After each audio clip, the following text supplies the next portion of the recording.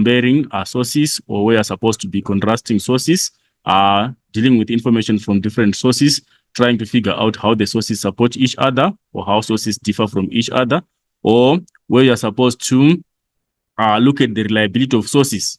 How reliable is this source to a historian studying a particular historical concept? And also, that is where you're supposed to look at the usefulness of sources. How useful is a source to a historian studying this historical aspect? So you should be able to figure out how you should answer those particular questions depending on the level of difficulty of the question posed. And also, the other thing that you should also keep in mind is the fact that you are supposed to pay attention to the mark allocation of the given questions, right? When you're looking at the mark allocation, you're supposed to pay attention to how the marks are allocated, right? We'll make a special mention of some sections where we are going to look at some different mark allocations and be able to figure out how the nature of the response should be like, right? It is the mark allocation that guides you to the nature of the response that you should give to a particular question. You cannot give the same response to different mark allocation for different questions. The mark allocation should guide you and determine the nature of response that you should give to that particular question, depending on how the marks are allocated for that particular question. Right. We are going to look at our first part, which is the first question. The first question is a question on the Cold War, which is the origins of the Cold War in Europe. Right, just a brief background of the Cold War as a historical aspect. I understand we know well that the Cold War, it was an ideological war that existed between the Western Europe and the Eastern Europe. And also it ended up extending into other global regions, like into Africa. The Cold War extended and ended up involving other countries out of Europe and other countries of the world. Right. What was it, the Cold War? It was an ideological war between communism and capitalism. We know those two different ideological economic systems. When we're talking of capitalism, we are looking at that form of economic system where they believe in private ownership of property and the means of production. They believe that people should be free to own resources and to control resources, and people should reap the benefits of their effort, which means if you are an entrepreneur, you are allowed to practice your entrepreneurial skills and you should reap the benefits of your entrepreneurial skills without anyone limiting you. That is the capitalistic ideology. And the capitalistic ideology was followed by the West. In the West, we are looking at Western Europe, encompassing Britain, France, and also we talk of America was part of the capitalistic world. Right. They were allies which were aligning to the capitalistic ideology. They wanted the economies to be managed the capitalistic way. And also they wanted other countries of the world to follow their economic system, what we call the spheres of influence. They were trying to influence other countries to adopt the capitalistic approach of economic resource management. That was the West. And we look at the East. The East, we had the communism world, which was led by the USSR, which is Russia, and its allies like Cuba and China. Right. It was also trying to influence countries in East Europe to follow the ideology of communism, and also trying to get spheres of influence across the world to try to influence other countries of the world to follow the communist ideology. Right. So if we check on the influence of Russia and its allies as part of the communist bloc, they were also trying to adopt an economic system that believes in collective ownership of property and the means of production. Under communism, we do not believe in private ownership of property, but rather it believes in collective ownership, which means the government should take charge of all the resources that are available in the economy. And the resources should be managed for the benefit of all the people in the society, and there should be equality. Remember, with capitalism, we're believing in private ownership, which means if you have got a means of production, you are going to make a living and you're going to get rich and wealthy and exploit other people out of your initiative. But in communism, we do not believe in differences according to the economic benefits. We believe in equitable distribution of the resources. We believe that every individual in the economy should benefit equally the same from the available resources. So that was the difference in ideology that existed between the East and the West. And that ended up involving Germany, because Germany was supposed to be punished for causing the World War. And Germany being the one which was supposed to be punished, these two countries decided to share they decided to split Germany amongst themselves, the East and the West, which was supposed to be divided according to their political and economic ideology. And the Eastern Germany was taken by Russia, and also the Western Germany was taken by America, Britain, and France and their allies, which were following capitalism. And that affected the people of Germany. Germany being divided into East and West. The East now was having some economic challenges because of the economic system which was adopted of communism. It was failing to work for the benefit of the people of East Germany. And because it was divided now into two, the East, which was now supposed to be under the communist control, and the West, which was supposed to be under the control of the capitalists. The capitalist bloc was flourishing. The Western Germany was fine. The economy was doing well because of the economic system of capitalism, which was being followed there. So it ended up creating disparities amongst the German people. People from the East were no longer comfortable staying on the East because the economy was not doing well. Life was not going well. They wanted now to go to the Western side, where the economy was flourishing and life was good. There was high unemployment in the East. Standard of living were very poor, and life was not comfortable for the people in East because of the communist ideology. So they were now fleeing, going to the West for a better life. That led to the Berlin Wall being constructed to try to block people from East Germany so that they do not go to West Germany. They do not seek refuge in West Germany because of the economic situation in the East. And also remember, communism was trying to portray itself in a good image to the world. They were trying to influence the world to believe that communism was good. So they did not want it to be exposed that people were running away from the evils of communism. That is why they had to block their people from not going to Western Germany. So they used that Berlin Wall to block the movement now of people from East going to the West. And that was the core focus of our question for question number 1. So we are going to look at our question number 1 and try to figure out the possible responses in as fast as is possible. Right. I think we know how to deal with sources. When we're dealing with extraction questions, we just have to go to the sources and find the relevant information. When we are interpreting sources, we just have to relate the knowledge that we have. What we have learned from the book, we have to relate it to the given question and in the context of the given source. Right. What we need to do here, let's go to our first question. Right. The question is talking about question number 1. What were the challenges faced by East Berliners while trying to escape to West Berlin because of the Berlin Wall in the 1960s? Right. After the split of Berlin into West and East, the East Berliners were now fleeing, going to the West. And there was a wall which was built to block the East Berliners not to escape into the West. And because of that, there were consequences of their effort to try to escape.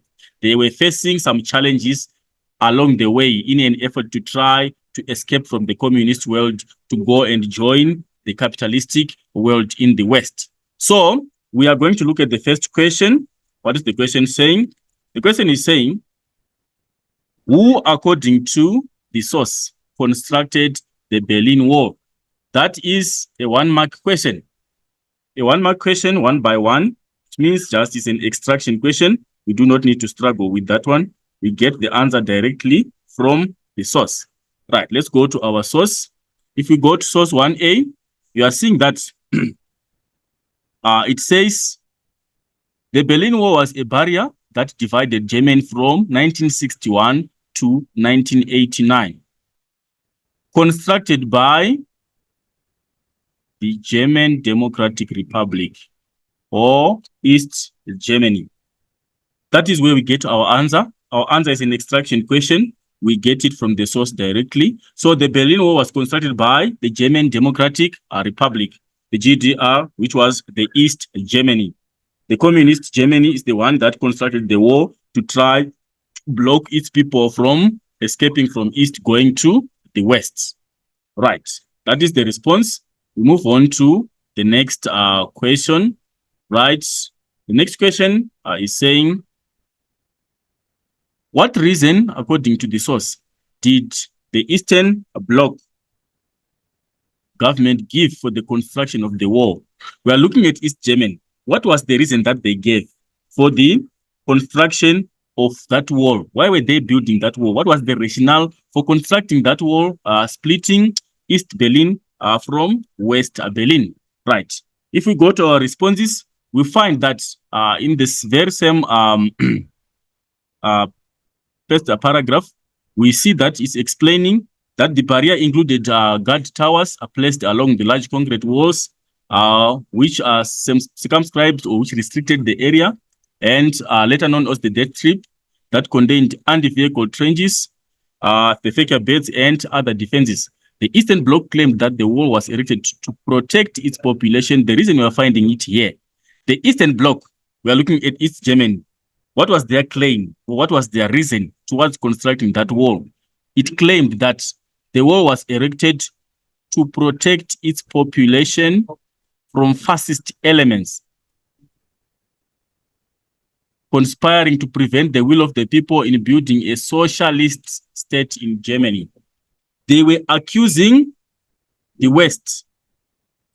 So they were saying they wanted to protect their population from a fascist element which was conspiring to prevent the will of the people in building a socialist state in East Germany.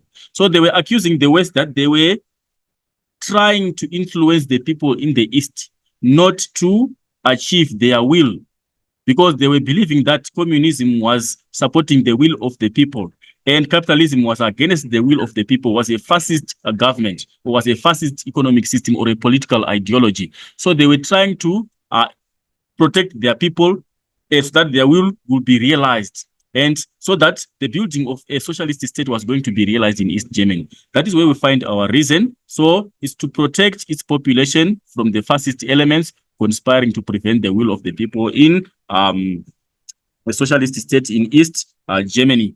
That was the response. Right. We move on to the next question. Right. Our next question is saying, explain the concept fascist in your own words. This term fascist, yeah. We have to explain it in your own understanding. What is a fascist according to this description here? If we check here in the source, try to get the context of the term fascist as it is indicated in the source here, or fascist is here. It's saying the wall was erected to protect its population from fascist elements conspiring to prevent the will of the people in building a socialist state in East Germany. So fascist elements, we can figure out the idea of fascism from that description. They were trying to portray the West as bad, or they were trying to portray the West as against the will of the people, or they were trying to portray the West as against building socialist state. Remember, in socialism, we believe in equality. So that fascist element is an element of someone who is against the will of the people, as it is portrayed there. Someone who is anti-socialist, who does not want people to have a socialist society where they can be equality, where they can be a fair treatment of the people. So when we're describing fascists, according to this understanding now, we have to describe it, or we have to explain the concept in our own words. Right. So how can we define this fascist here? We can define it as a dictatorial leader.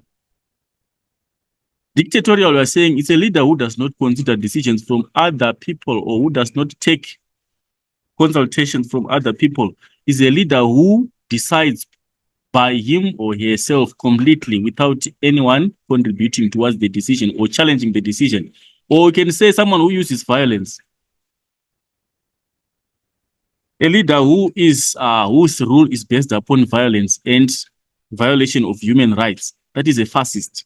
Or we can also try to figure out from the description there, we can define it as a leader who uses militarism.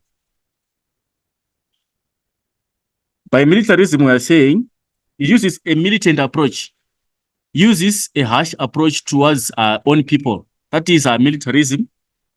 Or we can also talk of lawlessness. A leader who disrespects the right of the people, who follows a lawlessness rule, does not follow the rule of the state, or does not abide by the rule of the state, does not uphold human rights. That is fascism. So, or we can also say it's an abusive leader. So if you check all those terms, they are trying to give a bad image of the West, or they are trying to paint the West bad. They were trying to define the West as bad elements. That's why they were calling them fascists. They were dictatorial, they used violence, they used militarism, there was lawlessness, there was abuse of human rights in the West. That is how we can explain the concept of fascism or fascist in our own understanding. And also, if we check the context of how it is portrayed in the source, it was portrayed in that particular way because communism wanted to appear appealing to the people, while they also want to shun capitalism. They want people to believe that capitalism was bad at the expense of them gaining support from the very own people to whom they were spreading a propaganda of capitalism. Right, we move on to the next question, which is number 1.1.4. Right, the question is saying, comment on what is meant by the statement. Right, what is meant by the statement? The West Berlin city government sometimes referred to it as wall of shame in the context of the Berlin Wall.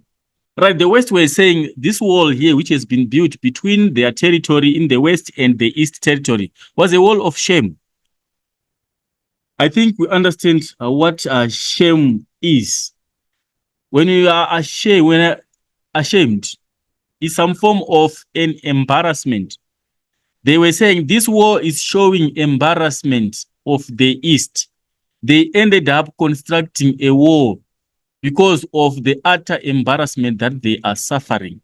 Their people are escaping away from them. Their people are trying to find a way of running away from their own government because of their mismanagement of the resources and their failure to uphold the running of the economy. So they are shameful. It's a wall of shame. They are trying to block people because they are now ashamed of their own people running away from them. That is why they were labeling them a wall of shame. Right. So in that context, if we are commenting on that, what can we say as a comment on that? That wall was ultimately showing, if we can to comment on that, we can say, why was it a wall of shame? Right. It was ultimately demonstrating the failure of communism. If we can check on it, on that particular aspect, it was portraying that communism had failed. Because if the communist ideology was functioning well for the benefit of the people, those people in the East were not supposed to be worried and were not supposed to be escaping to the West. So that wall was built because communism had failed. They had failed their very own people. The economy had failed their very own people. That was why the people were running away. And that was why they ended up blocking the people from escaping from East going to West. So it resembled the failure of communism. That can be a possible comment that we can put on that. Or we can also say the Soviet Union kept citizens against their will. The war kept people against their will. People against their will. They were now imprisoning people out of force and not according to the will of the people. People wanted to go to the West and they were now denied the right to travel freely. So it was a wall of shame because it was also acting against the citizens' will. People were not allowed to move to the West. They were now denying people to go to the West. And also it shows autocratic leadership. It also resembled autocracy of communism. They were saying the West were fascists, they were dictators. But now we are seeing that they are the ones who are dictators. They are the ones who are autocratic. Because why are they denying people a right to move freely, to go wherever they wanted to go? We know that people are free. They've got rights to travel. They've got rights to move to wherever they want. But now they were declining people their right to travel. So it also resembled the autocratic leadership of the communist bloc in the East. It was some form of autocracy where they were dictating on the people's will that they must stay in the East, despite them not being comfortable in staying in the East. So it was also an autocratic nature of communism, which was also portrayed. And also, we can talk of violation of human rights. It was a war which was violating human rights. Human rights were not upheld. People have got a right to move freely, but now they were denied that particular right of movement because now they were supposed to stay under the autocratic dictatorial leadership of the Eastern Bloc government that were denying them the opportunity to go to the West and find better economic opportunities. And some were even wanting to go to the West to go and reunite with their families. Because remember, this war splitted some of the people from their families. Their families were in the East, were in the West, while they were stuck in the East. And also their workplaces were in the West, but they were made now to stay in the East permanently and not access their workplaces. So people were very desperate to move across because that was a free movement space for them before the war. But now, given that the wall had been erected, there was no more free movement, and people were now disadvantaged in different dimensions. Some could not access places of their work. Some were separated from their families because of that particular wall. Right. We move on to the next question, which is question number 1.15. Using the information in the source and your own knowledge, explain why the number of escapees from East Berlin increased even when the Berlin Wall was completed. Right. We see that even after the war was completed, people were still trying to escape, despite there being a solid concrete wall, which was very difficult for people to jump and go to the other side. But people were still finding ways and people were still sacrificing themselves to escape. What was the reason? Why was it like that? That people kept on trying to escape going to the East. Right. Without using the information in the source, let's use our own knowledge. Our own knowledge here, like what I've explained earlier on, the East's economy was not doing well, while the Western economy was doing well. So, based on that, we can say people wanted to access better life in the West. It was one of the reasons why people kept on escaping via that particular war. It was for better life. People wanted to access better life in the West. Life was well in the West. There were plenty of jobs which were available, while there was high unemployment in the East. Prices were fine in the West because they introduced a new currency, while inflation was very high in the East. So life was bad in the West.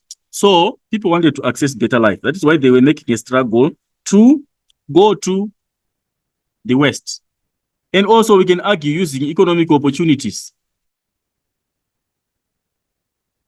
Opportunities were limited in the East.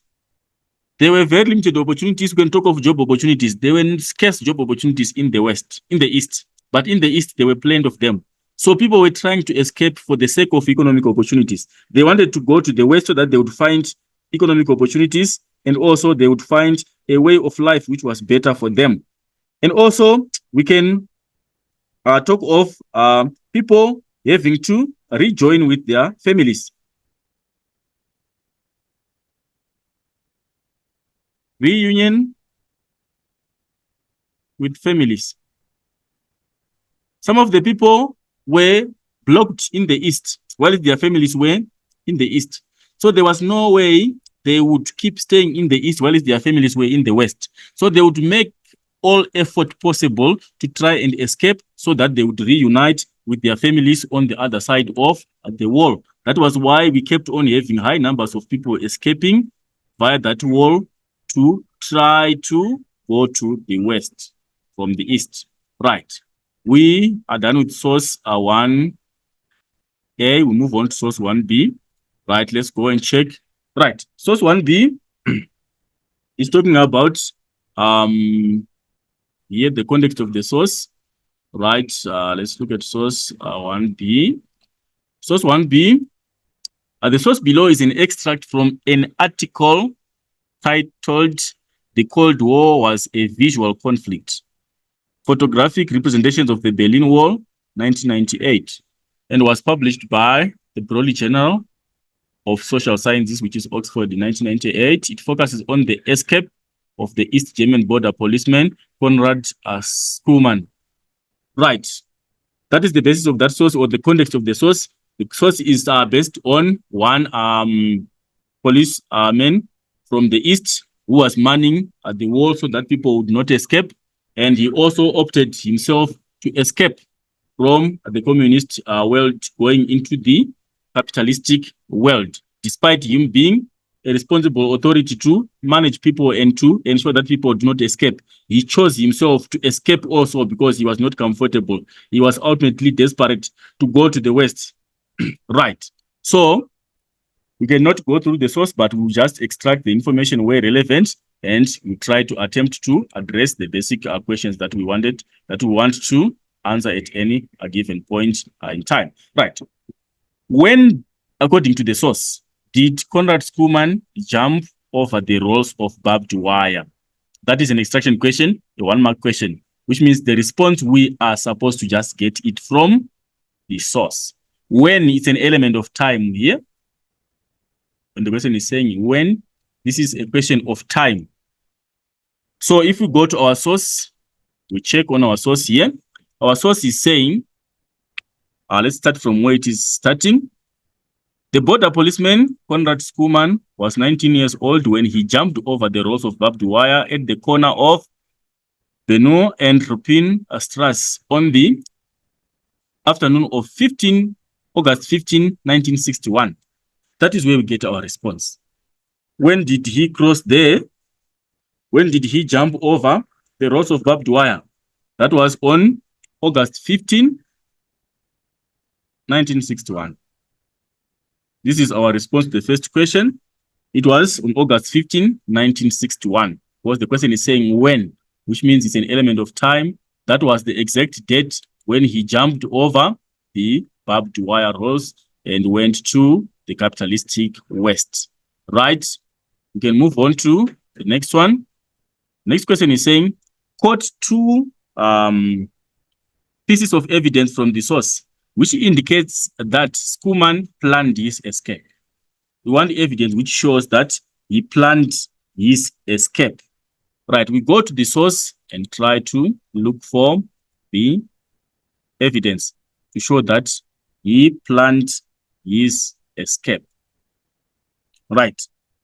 It says here, Konrad Schumann made the decision to flee. It shows that he planned. He actually made that decision by himself. He was not forced to escape, but it was by his own will that he made the decision. He made a plan, made the decision to flee. It's one of the evidence that we can use that he planned that escape.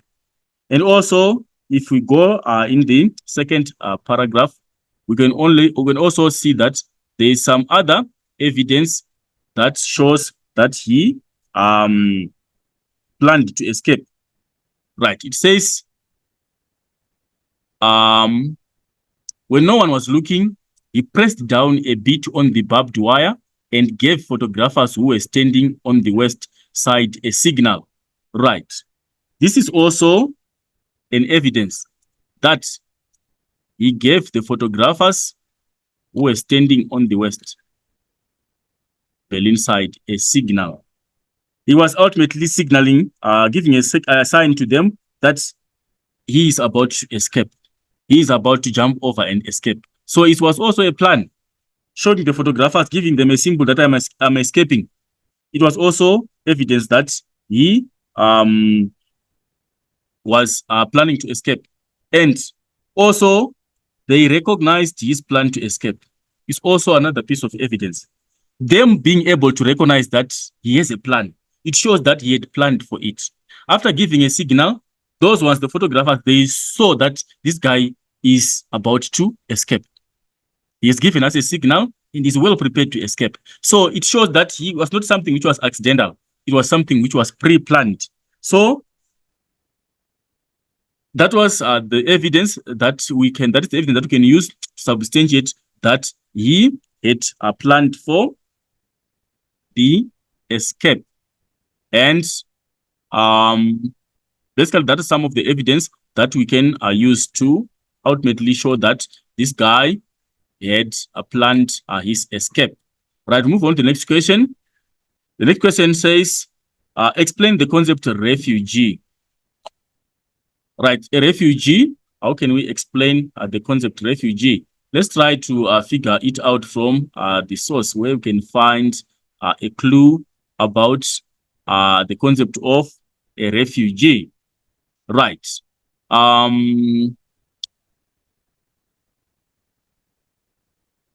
Right. It says Schoeman's escape caused a stir, a quiet stir. Representative in the Ministry of State for Security and the East German police first agreed to portray his escape as kidnapping, but given the broad press coverage in the West, it was hard to maintain this depiction. Konrad Schoeman remained in the West Berlin as a refugee in Marienfeld Sender until the end of September 1961. So our concept of the refugee, we find it here. This guy, Konrad Schoeman, when he escaped to the West, he stayed there as a refugee at a particular sender until the end of September 1961. From August, when he escaped, until September, he stayed there as a refugee. So we are seeing the concept here.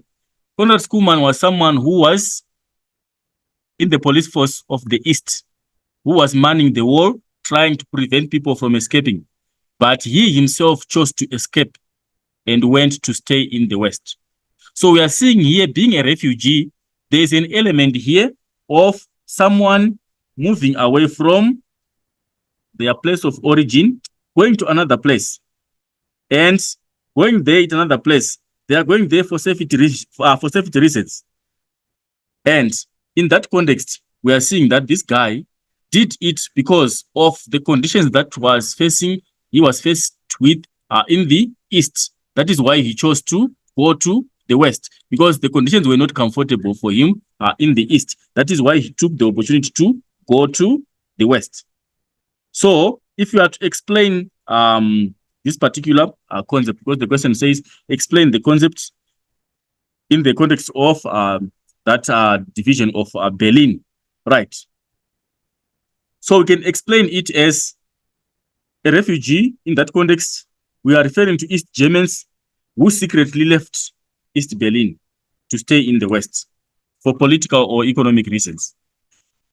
The reasons was that the political system was not fine. They were living under dictatorial rule. The economy was not performing well. So when we are looking at a refugee, we are referring to those people from the East who found a way of escape into the West because they were not comfortable with the politics of the East, and also because of the economy of the East. Refugees choose to move out of their country of origin because the politics of the country, they are not comfortable, or the economy of the particular economy, they are not doing well. So they have to find a way of going to other countries to make a living and also to stay under favorable political conditions. So in this context, we are looking at the East Berliners who chose to flee from the eastern side going to the west across the wall so that they would find better political environment and better economic conditions in the west. That is basically how we can define that in the context of that Berlin Wall. The politics of the East and the economy of the East were the major reasons as to why people were forced to move. Because with refugees, It's not willful movement. You are not moving willfully. It's some form of a driving force. There's some form of a push factor, which is pushing you away from a particular region. The economy is not doing well. You cannot stay under harsh economic conditions as a human being. You need to thrive and you need to find a way of life. So you are forced to leave your home for that circumstance, which is life threatening. Or the politics is not good. You are forced to live under a dictatorial rule. You are not comfortable with the politics of the country, which is also life threatening. If you try to challenge, you might risk losing your life. So you are forced to leave a particular region and go to another region to find safety. So you become a refugee. Like this guy, he was faced with a difficult political situation, being a police officer, enforcing a law to restrict people from movement, which was not good and which was against the will of the rights of humans. So he chose to flee secretly and go to the West as a refugee. So that is basically the basic concept of a refugee. Is someone who is forced to move away from their particular original region of origin to go to another region because of a life-threatening situation in their country of or in their region of origin. Right, their country of origin rather. Right, we move on to the next question. The next question is saying number 1.2.4. Right. Comment on why East German state security personnel and police wanted to portray Konrad Schuman's escape from East Berlin as a kidnapping. Right, they were portraying it as a kidnapping. Like if we can check here in our source, it says Schuman's escape caused quite a stir. Representatives in the Ministry of State Security and the East German police first agreed to portray his escape as a kidnapping. They were saying this guy was kidnapped by the West. The Western police, who were also by the war, they took him, kidnapped him out of his will, and fled with him, drove at very high speed in their police car to West. That was the propaganda that they were trying to spread across the world to try and defend their side. Such that, why was it like that? Why were they making it why were they wanting it to appear as a kidnap? They were saying their very own police officer was kidnapped by the West. Why were they doing that? Right. So from general reasoning, we can see that, based according to the previous argument, the West was thriving, was doing very well, while the East was performing badly. So why were they trying to hide by portraying the escape of the police officer Schumann as a kidnapping? Right. They did not want to accept that East Berliners were resisting communism. That is one reason. They did not want to accept.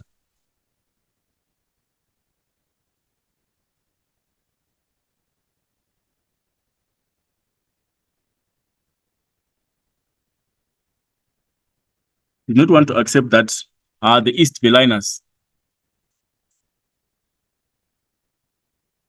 resisted communism.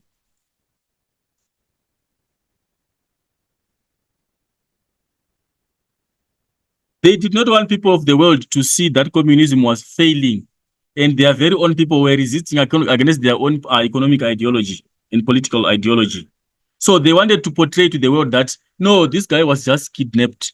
He was not fleeing from our economic system. Our economic system is fine, but this guy was just kidnapped. They did not want to accept that people of the East, they were no more interested in staying under communist ideology. That was one reason. Or they wanted to hide. They wanted to hide to the world that communism was unattractive. Hide that communism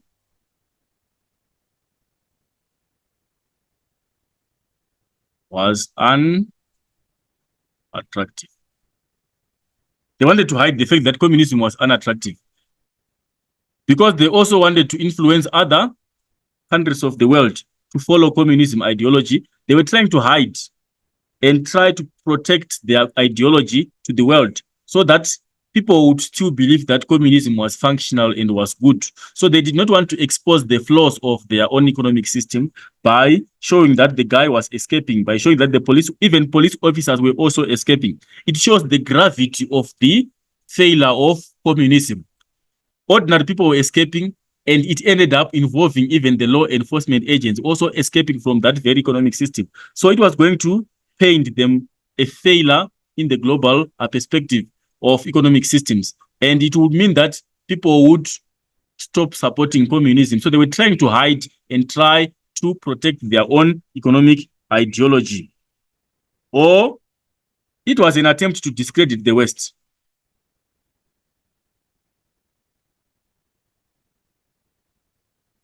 Remember, it was an ideological war between the East and the West.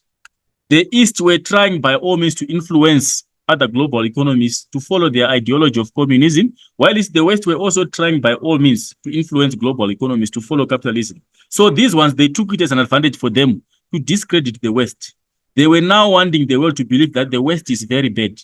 They are kidnapping our very own people. They are kidnapping even our very own law enforcement agencies. So they were trying to discredit capitalism to the world. They were trying to discredit the West, that these are kidnappers. They are taking our very own people from our territory. Why are they taking our law enforcement agents? They are bad people. They were trying also to discredit the West for that particular escape of that law enforcement agent who was a police officer. And we can argue in that direction. It shows how, or it supports how they were trying to ultimately lead to how they were trying to protect their own image and try to discredit the image of the other side. Right. I will move on to the next question. Right. That is number 1. That was number 1.2.4 based on source 1B. We move on to the next question, which is question number 1.3, which is based on source 1C. Right.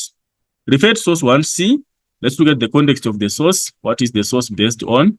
Or what is the source based, what content is presented in that particular source. Right. Source 1C is an photograph. It's an image. Right. It says the photograph below was taken by Peter Leibing, a 19-year-old West German photographer, on 15 August 1961. It was published on the front page of the German newspaper Bild on 16 August 1961. It depicts the East German border policeman, Konrad Schumann, jumping the barbed wire barricades between East and West Berlin. That's the context of the source. And I think you can see there's a photographer there, and there is this police officer who is running and jumping over that barbed wire, which is a boundary, which was the initial boundary before the war between the East and the West. Right. We go to our questions. Right. What are the questions saying? Our question is saying, explain why you think this photograph became iconic or famous or popular during the existence of the Berlin Wall. Why was that photograph a very famous photograph? Why did it become a famous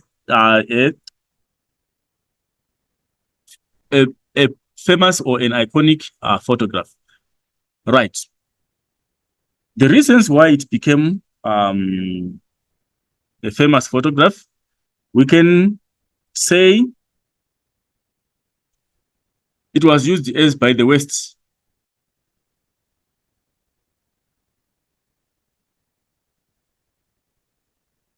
It was used by the West as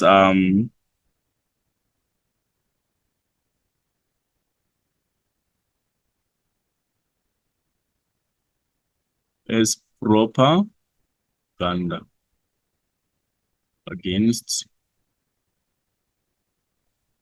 the East.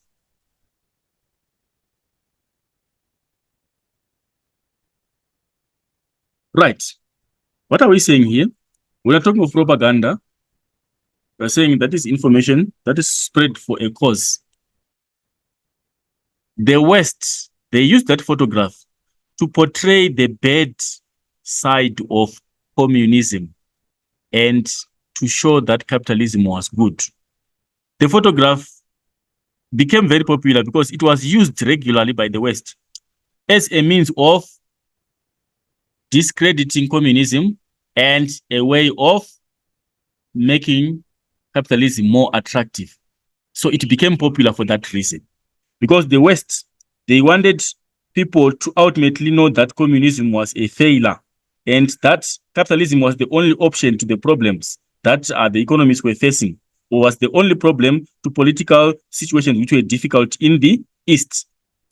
So it became popular. Right. And also, we can talk of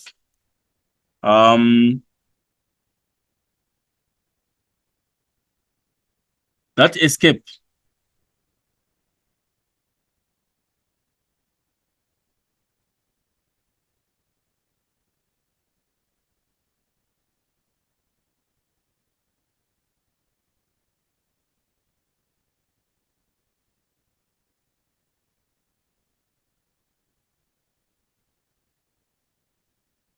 Right.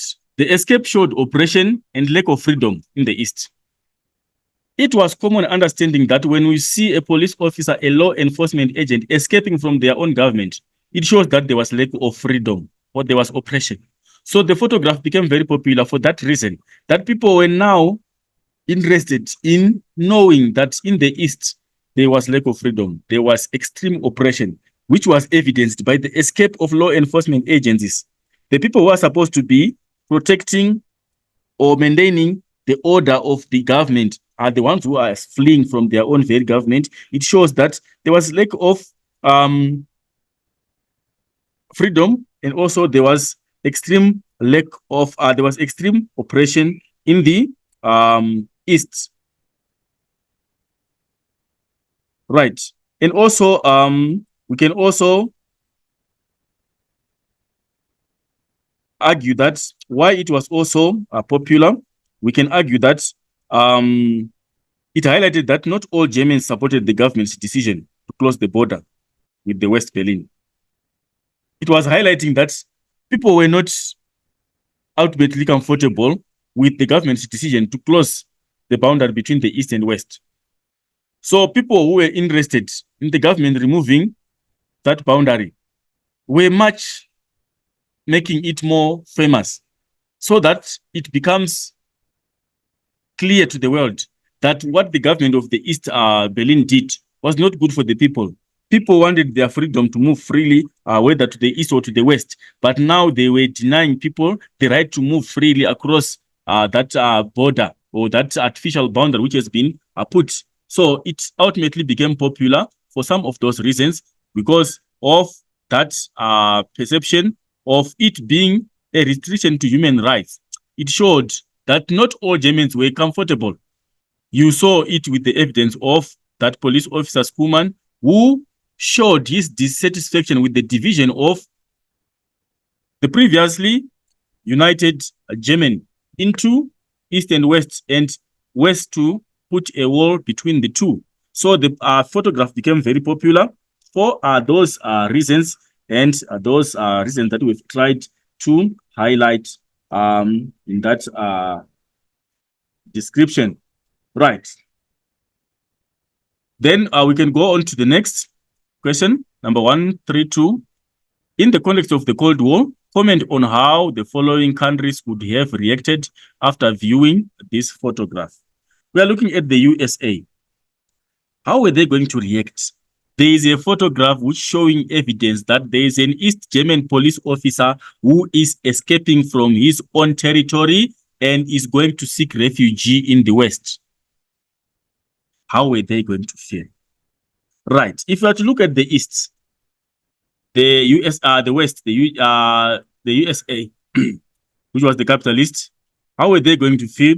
Definitely, they were going to be very happy. Why were they going to be happy? They were going to be happy to see that East Germans were unhappy with the rule of communism.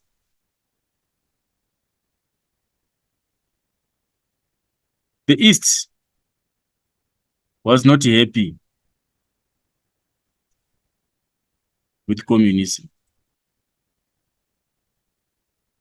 They were going to be elated. They were going to be very happy because now there was evidence for them to celebrate that communism is going on the downfall. Even police officers are also escaping from their own government. So they were going to be thrilled, they were going to be happy, or they were going to be excited to prove to the world that people are not interested in communism, or to show the world that communism is a failure. They were going to be very happy because remember, they were competing against each other in terms of ideology. They were competing against communism. And then given that the rival has posed clear evidence to show that they are failing, the opposite side will be very happy. So the USA would be happy upon seeing that image, that photograph, which was clearly showing that communism is failing. So they will be thrilled or excited or will be very happy for that photograph being evidence enough to the world that communism is failing. And then we go to the other side. What was going to be the reaction of the USSR or Russia? How were they going to react to that? They were going to be angry. Why were they going to be angry? Or they were going to feel disappointed. It was not going to work well for them. They're going to be very angry, or they're going to be disappointed. Or we can say they would feel betrayed. Why would they have such a reaction? Right. They will feel that the soldiers who were supposed to protect their very own people from escaping were the ones who were fleeing. So it's a betrayal. You entrust someone to protect the border and to ensure that no one escapes. Then the very same person whom we have entrusted is the very same person who is fleeing. You want them to keep others intact in their very own territory, but the very same person whom we have trusted to keep that in place is the very same person escaping. So it was a betrayal to the USSR. They will feel betrayed by their very own law enforcement agencies. Or how would they become disappointed? They will be disappointed because it was evident enough that the East Berliners did not support communism. It's a disappointment. You want your people to support you, and all after that, there is clear evidence that the people are not loyal to whatever you want to do for them, whatever you are trying to do for them. So they would feel betrayed, and they also feel very disappointed by the fact that their very own people in the East are not supporting communism or are not showing loyalty to the communist ideology. That is the reaction of those two. So on the side of the USA, they will be very happy and excited to show the world that communism is failing. And on the USSR, they will feel betrayed by their very own people, or they will feel like their people are not loyal to their economic ideology, or they are not portraying a good image of what is happening in the East by escaping and having photographs taken of them escaping via the barbed wire. Right, we got number 1.4. Number 1.4 is refer to source 1B and source 1C. Explain how the information in source 1B supports the evidence in source 1C regarding challenges faced by East Berliners during the existence of the Berlin Wall. Right. We have to briefly explain how you answer this question. This question is a question on support. One source supporting the other. We are looking at two sources. Source 1B is a text source, and source 1C is a photograph. Right. When you are answering such a question, what you should be aware of is how to approach that question. You have to answer it in the prescribed historical way of attempting those questions, which is universal and which you should not override. When you're answering a question on supporting of sources, what is the question saying? The question is saying what is in this source, which is the same as what is in the other source. That is how the sources support each other. When you are supporting each other, it means you are having something to share in common. So we are saying, what is on the photograph? What is it on the photograph? Which is also the same as what is in the text in source 1b. That is how we are looking at those two sources supporting each other. So in your response, you say source 1b says this, says whatever was the text. You take what source the source says. This is supported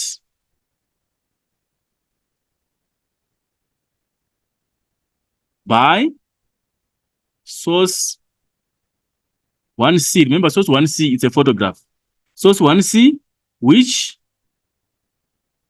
shows this. That is how you answer that question.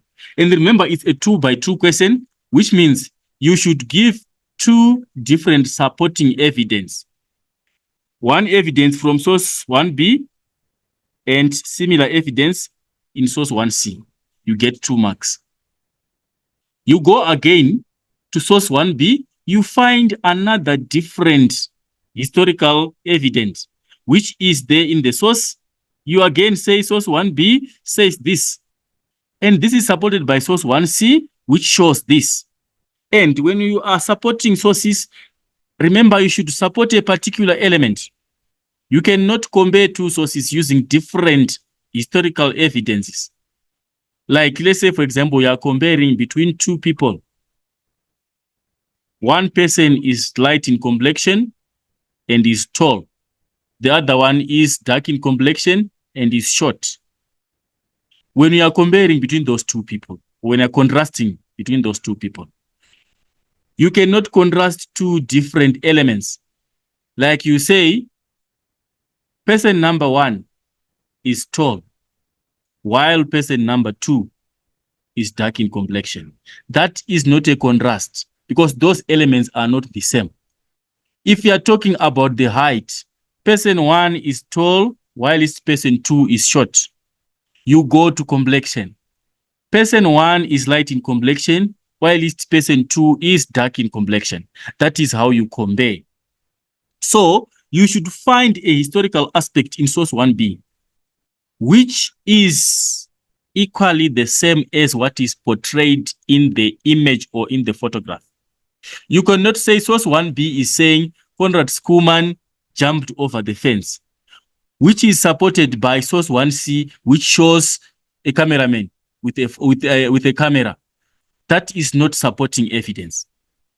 You have to find what is in source 1b and relate it directly to what is supported, how it is supported in the photograph, which is source 1c. That is how you answer those questions. And in most instances, learners fail to score marks on that particular question because they just give one comparison. If you give one comparison, that is maximum 2 marks. You cannot get 4 marks for writing one comparison. You would think you are going to get 2 marks for indicating what is in source 1b. Then you get 2 marks for indicating what is in source 1c.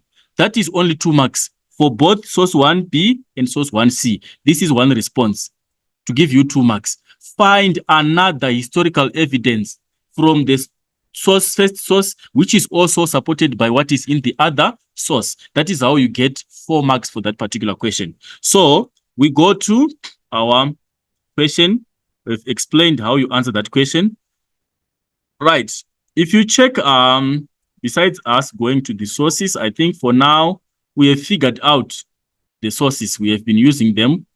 We have seen that source 1b is explaining the escape by the police officer, Conrad Schoeman, and how he planned his escape and the date of his escape, how he showed his plan to the cameraman, and how he jumped over the fence, how the West Berliners prepared for him to get into the car, and how they sped off from that instance, and how later on the East tried to portray it as kidnapping. We have that information. We have read the source and we have used the source to answer the previous question. And we have also used the image or the photograph to answer this present question, where we are seeing there's a photographer, there is Conrad Schoeman who is jumping over the barbed wire. We have all that. So what we just need to do is to find evidence from first source 1B and also to figure out how it is supported in source 1C in that particular photograph of that police officer jumping over the fence.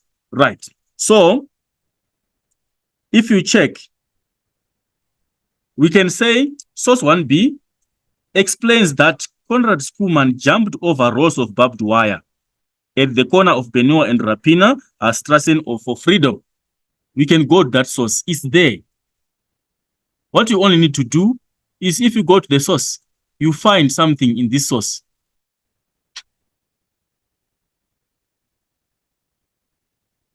Right. It is explained here.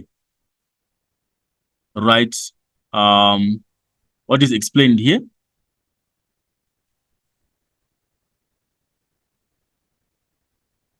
Right. We come here. He spontaneously decided to take advantage of the opportunity presented to him when no one was looking, pressed down. Right. Let's go to the next one.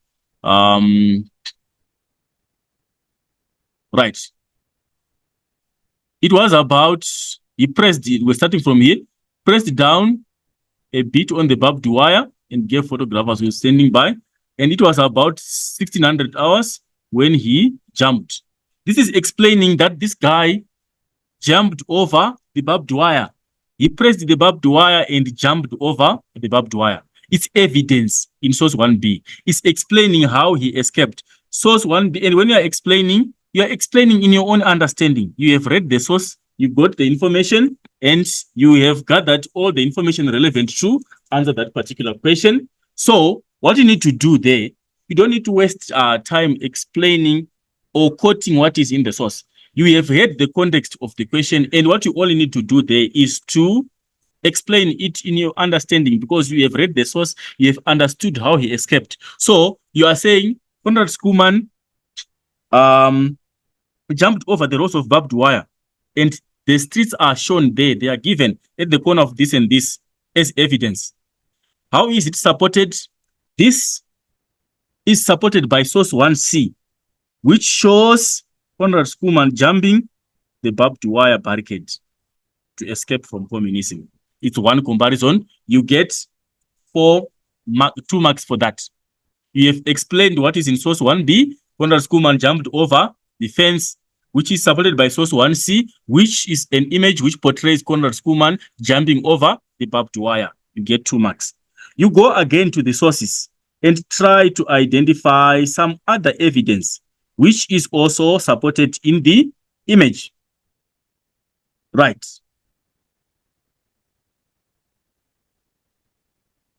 Right. If you can find other evidence, we can try also to go back to the sources.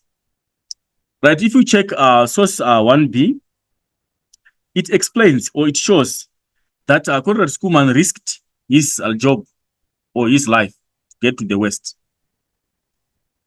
He risked his life because in the event that he had failed to jump effectively, he was going to get into the barbed wire, at which he was going to get injured or harmed, or he was even going to get shot by other policemen in the East.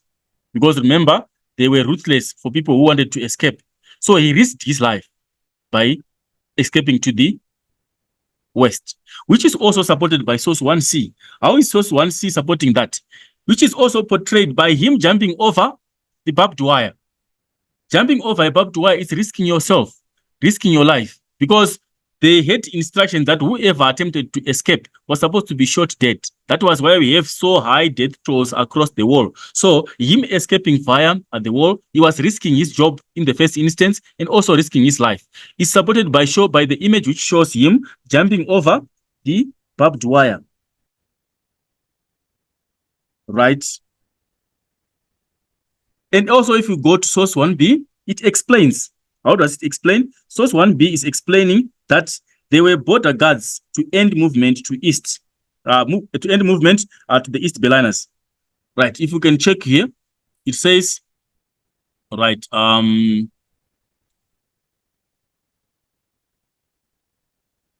posted street wire obstacle. His opponent jumped, take advantage of the West, right?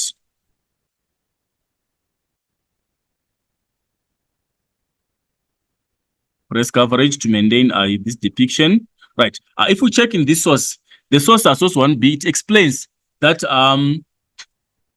the wall was ultimately manned, or was a wall which was protected. There were soldiers who were protecting the wall, and which is also there were soldiers and policemen who were protecting the wall, according to the deployment which we are told of here. He was while serving on duty. Right. It says when the measures to seal off the border, the unit was posted right in the sector boundary of this right. This is evidence. When measures to seal off the border began on August 13, 1961, his unit was posted right on the sector boundary at Abeno Strasse, which shows that there was deployment of the police officers and the army to seal off the boundary. What evidence is there in source 1b which shows that there were police officers who were deployed? Because this evidence here that we have, that his unit, we are saying his group in the police force, was the one that was deployed or posted on that sector of the boundary, which means they were deployed there to protect and to prevent people from escaping on that particular part where they were deployed, which is also evident. We are seeing him there on that particular part of the wall, him jumping as a police officer in uniform. It's also evident, which is supporting each other. So source 1b shows us, explains that the police officers were deployed on the boundary, which is supported by source 1c, which shows Conrad Schoeman in police uniform jumping over the wall. So that is basically how you can compare those two sources to show how the two sources support each other. And be mindful of the mark allocation so that you do not lose marks. You should always pay attention to the mark allocation and pay respect to the nature of the response that you're going to give to the particular question based on the demands of the question. Right, we move on to the next question. We are moving on to question number 1.5. Right, number 1.5, we are using source 1d. Let's briefly go to the source and look at the context of the source. Right, source 1d, it says, is the extract below is taken from a book by a German historian, Hans Hermann Hartley, titled Berlin Wall, Monument of the Cold War. It focuses on how East Berliners kept escaping to the West Berlin, regardless of the dangers involved with the use of tunnels and other methods.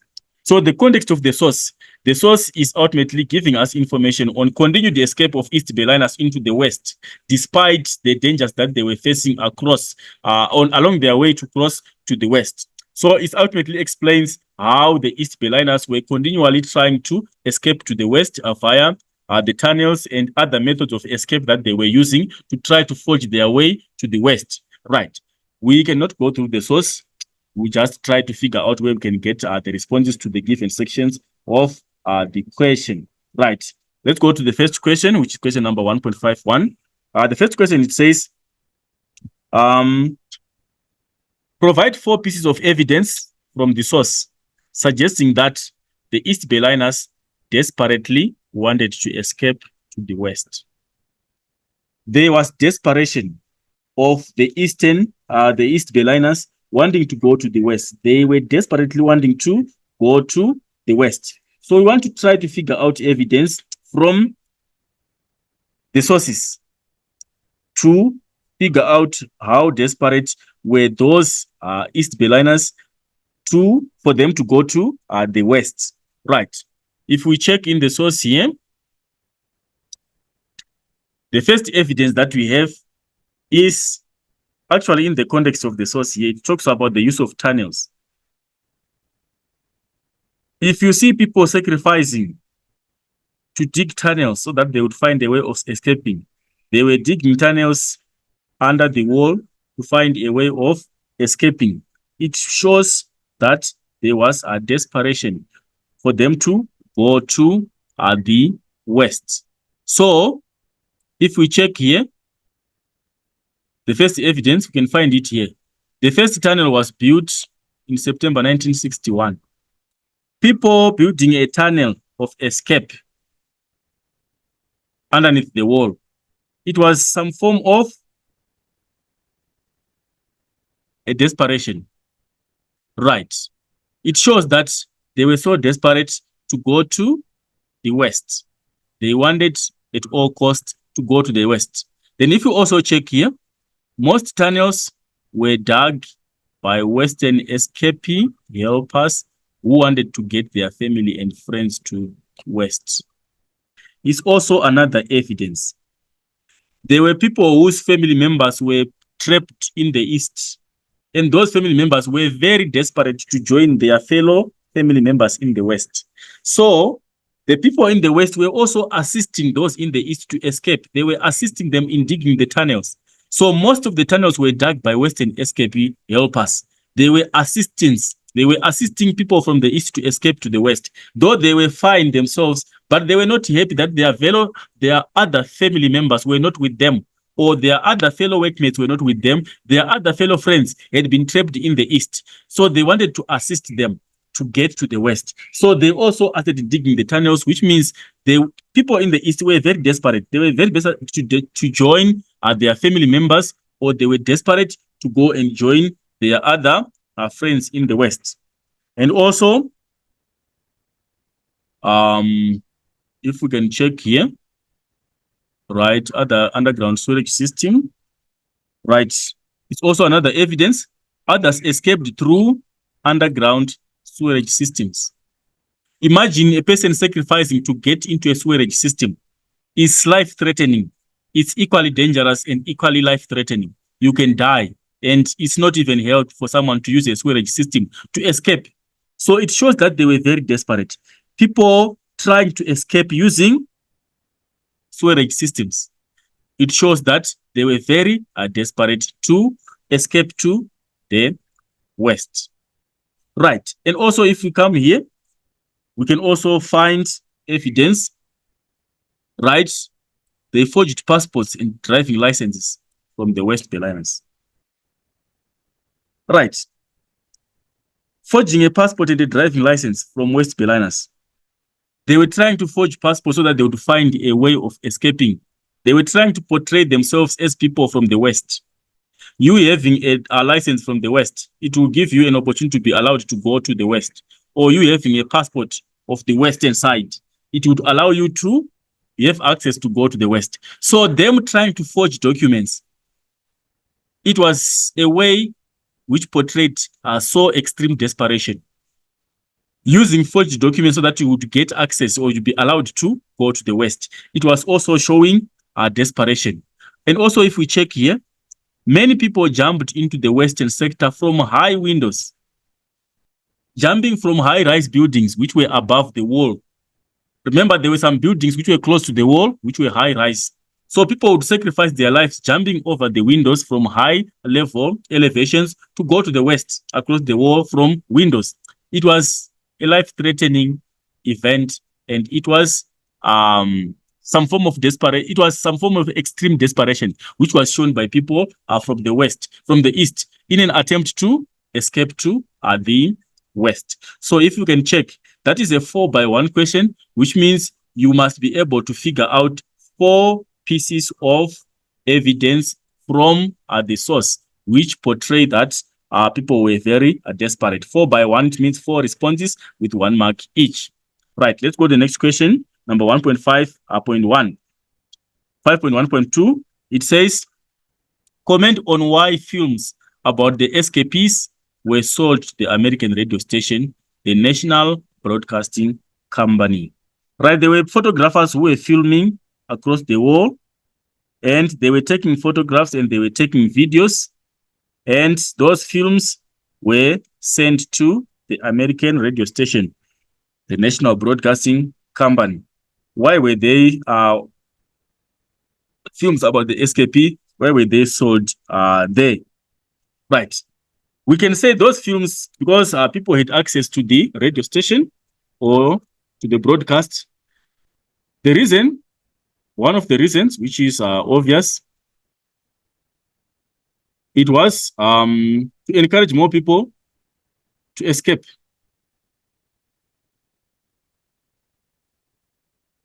Encourage more people to escape. If it was filmed on the national broadcasting, you would film it is possible for me to escape also. If you see a video of people escaping, improvising ways of going across the wall, either through the tunnels or jumping from windows or through the sewerage pipes or forging documents, you see that evidence. You would also implement some of the strategies to escape. So it was meant to encourage more people to escape. Or why again to the American radio station? It was also used to gain support for capitalism.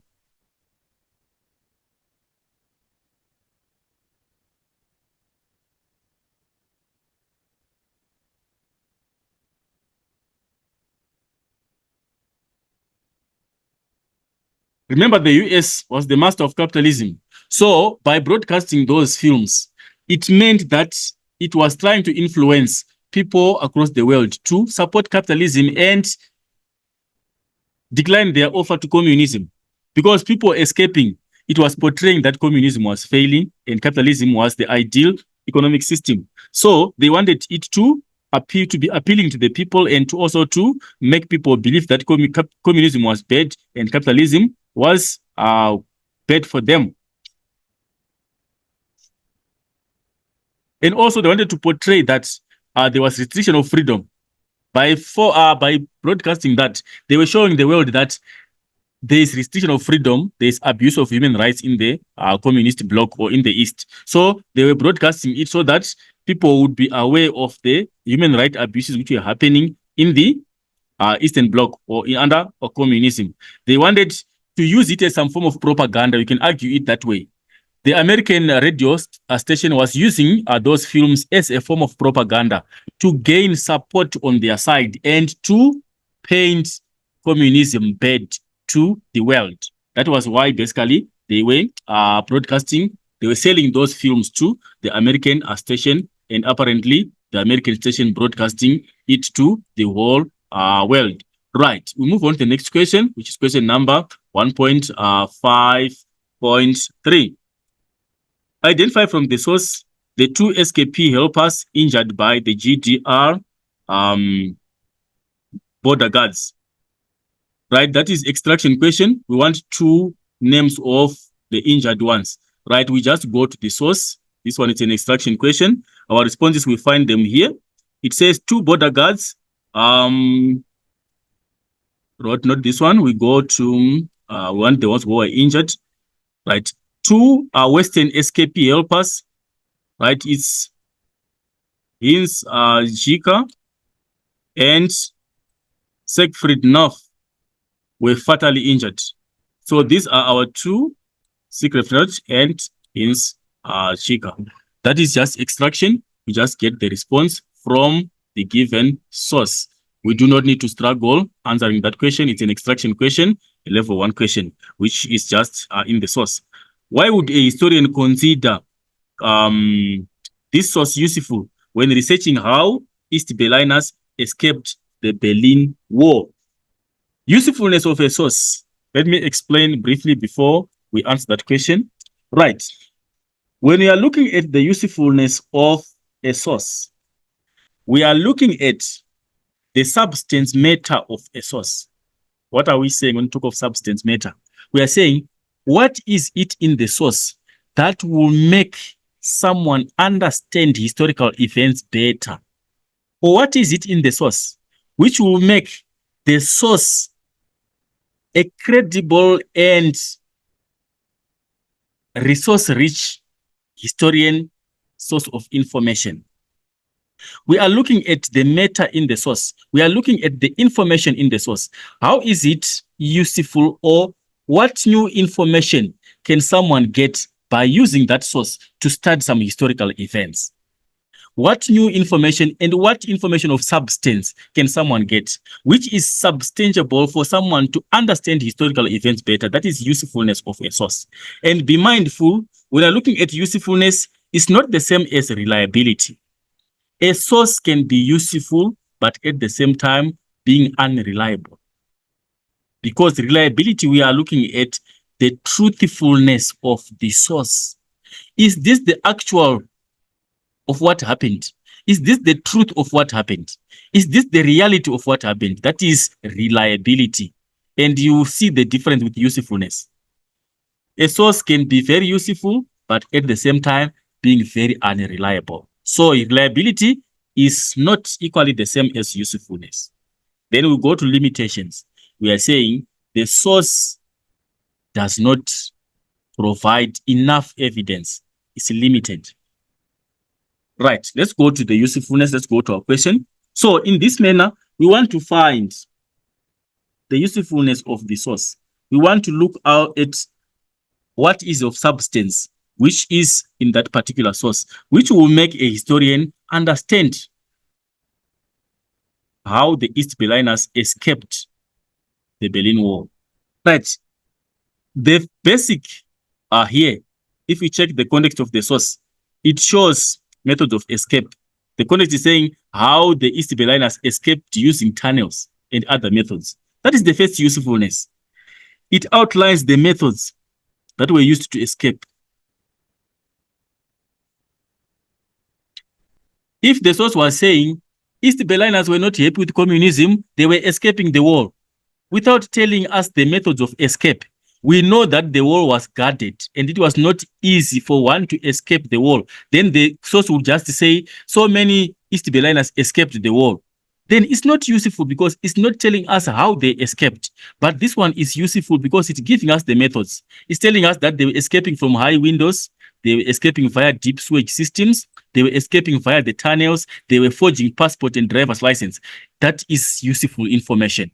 When you are researching, you have now substance of how the people were escaping because it outlines the methods that were used by the East Berliners to escape. Right. And also, we can also say it explains that East Berliners used tunnels to live a safe life of freedom in the West. It is explained how they were using the tunnels. It's useful information. How did they get those tunnels? Were those tunnels there? You wonder, because you want more details about the tunnels. We are told that some escapee helpers were digging the tunnels from the West. It's useful information because a tunnel method was a method of escape. But how were those tunnels realized? How did they come to exist? Were they natural tunnels? They were human-made tunnels. They were tunnels which were dug by humans. And it gives us details about the tunnels. They dug their own tunnels to escape.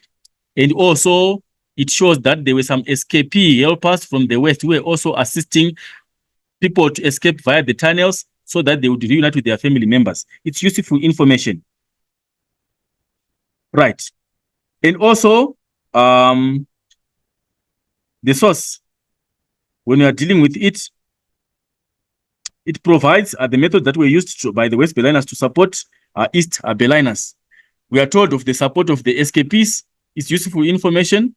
The escapee helpers, how they were also assisting, we are told of that information. It's useful information, which we can also use. And we can also argue that the source is useful because on the tunnels, it gives us a description of the tunnels. It tells us the length of the tunnels and the height of the tunnels. It's shown in the source. It's useful information, right? And also, it shows the dangers that were involved in trying to escape. The dangers that were involved in trying to escape. It's useful information. It was not just you to escape freely. It was with some form of sacrifice for you to escape. It gives us the dangers which were involved in the escape. And also the names of those who were fatally injured. They are indicated. It's useful information. It gives us the names of people who were fatally injured in the process of trying to escape. And the statistics. The source is useful because it gives us the actual statistics of the escapees. It gives us the figures of the people who escaped at a given time period. It's useful information. And also you can check. It also has the dates when the tunnels were dug. The first tunnel was dug at this particular date. That is useful information. That information, it is of substance. It helps the historian understand and have tangible information about that particular historical event. of the escapee of the east to the west, Berlin. Right. We go to our last question. And remember, this is also a 2-by-2 question. You should give two different usefulness, which are fully explained. Explain that this source is useful because it explains the different methods that were used by East Berliners to escape to the West for freedom. It's 2 marks. And again, the source is useful because it gives details and statistics of the number of escapees at a particular time during the period of escape from the east to the west. Or this source gives detailed information about how the people in the west were assisting people from the east to escape by digging tunnels in assistance of their family and friends who were trapped in the east. That is useful information. You give a detailed explanation of the usefulness of that particular source. And be mindful, it's a 2-by-2. You should give 2 different responses, which will qualify you for 4 marks. Right, we got the last part of the question, which is part number 1. Question number 1.6, which is the paragraph question. Right. This question, we don't want to spend much time on it. I'll give you the clues of how to answer the question and the outline of how you attempt that question. Then we'll just highlight on how you're supposed to answer the question. Right. When you're answering a paragraph question, it says using the information in the relevant sources and your own knowledge. Write a paragraph of about 8 lines, which is 8 words, explaining the challenges faced by East Berliners while trying to escape to West Berlin during the existence of the Berlin Wall in the 1960s. Right. What you need to do here, you need to answer the question first. What are you supposed to do? The paragraph is answered in the same manner that you answer your paragraphs in the essay. The paragraph should be in a P.1 format. I understand everyone understands the P.1 method. The very same way you write paragraphs in the essay is the same way you should write or you should answer your paragraph question when you are answering a paragraph question here in P.1 format. P for point and E for explanation and E for evidence or examples, and L for a link. What are we saying here? You know P.1, and for those who might not be familiar, let me just quickly explain. When you are opening up your paragraph, there should be a clear point, or there should be an answer to the question. For example, when you are answering the question on Vietnam, the question is saying, discuss America failed to defeat a small nation of peasants. Do you agree? And in the line of argument for your introduction, you said in agreement, America actually failed to defeat a small nation of peasants. And then refer to the strategies used by America, using reference or using evidence of the strategies and methods used by America and Viet Cong in the war, as an example. Whenever you're opening a paragraph, you should address the tactics and the strategies. That is the answer to the question. You are answering the question because the question is with reference to the strategies and tactics used in the war by America and Viet Cong.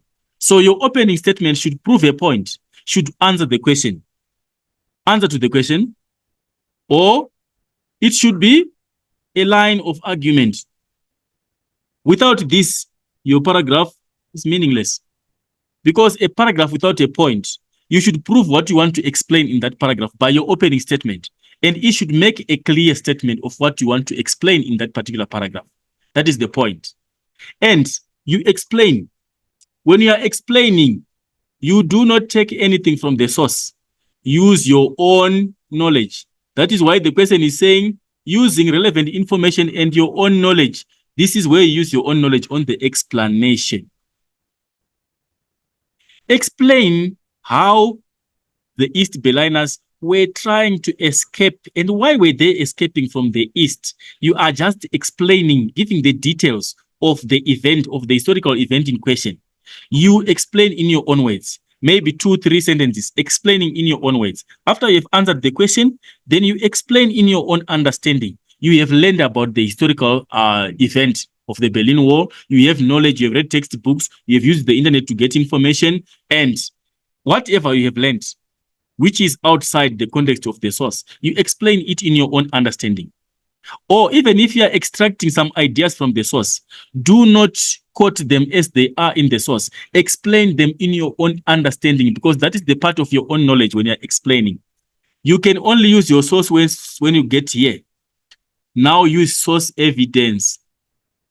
And you are just quoting sources here as examples or as evidence. And remember, you quote the source and you put the source in bracket. Source 1A, if it is the referral source.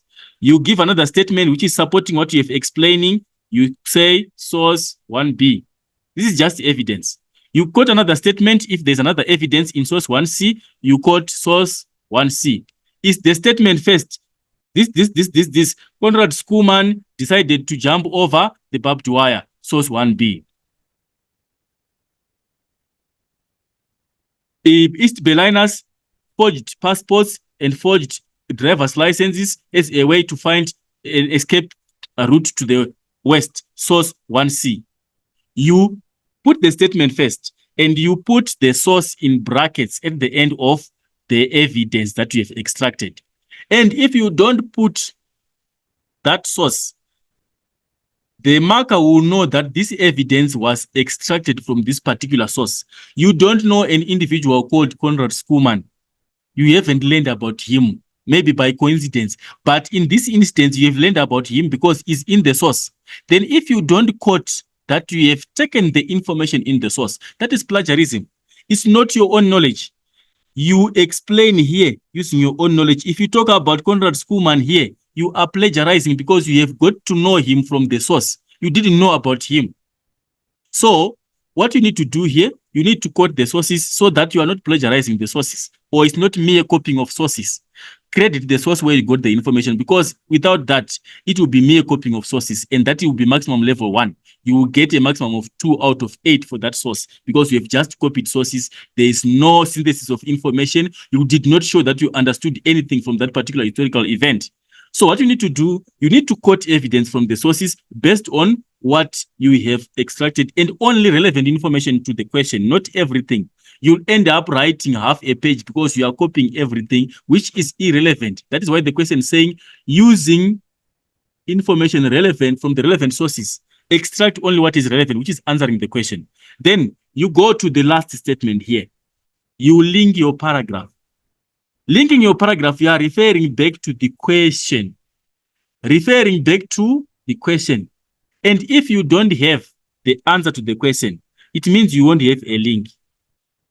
That is the danger of not having an answer to the question.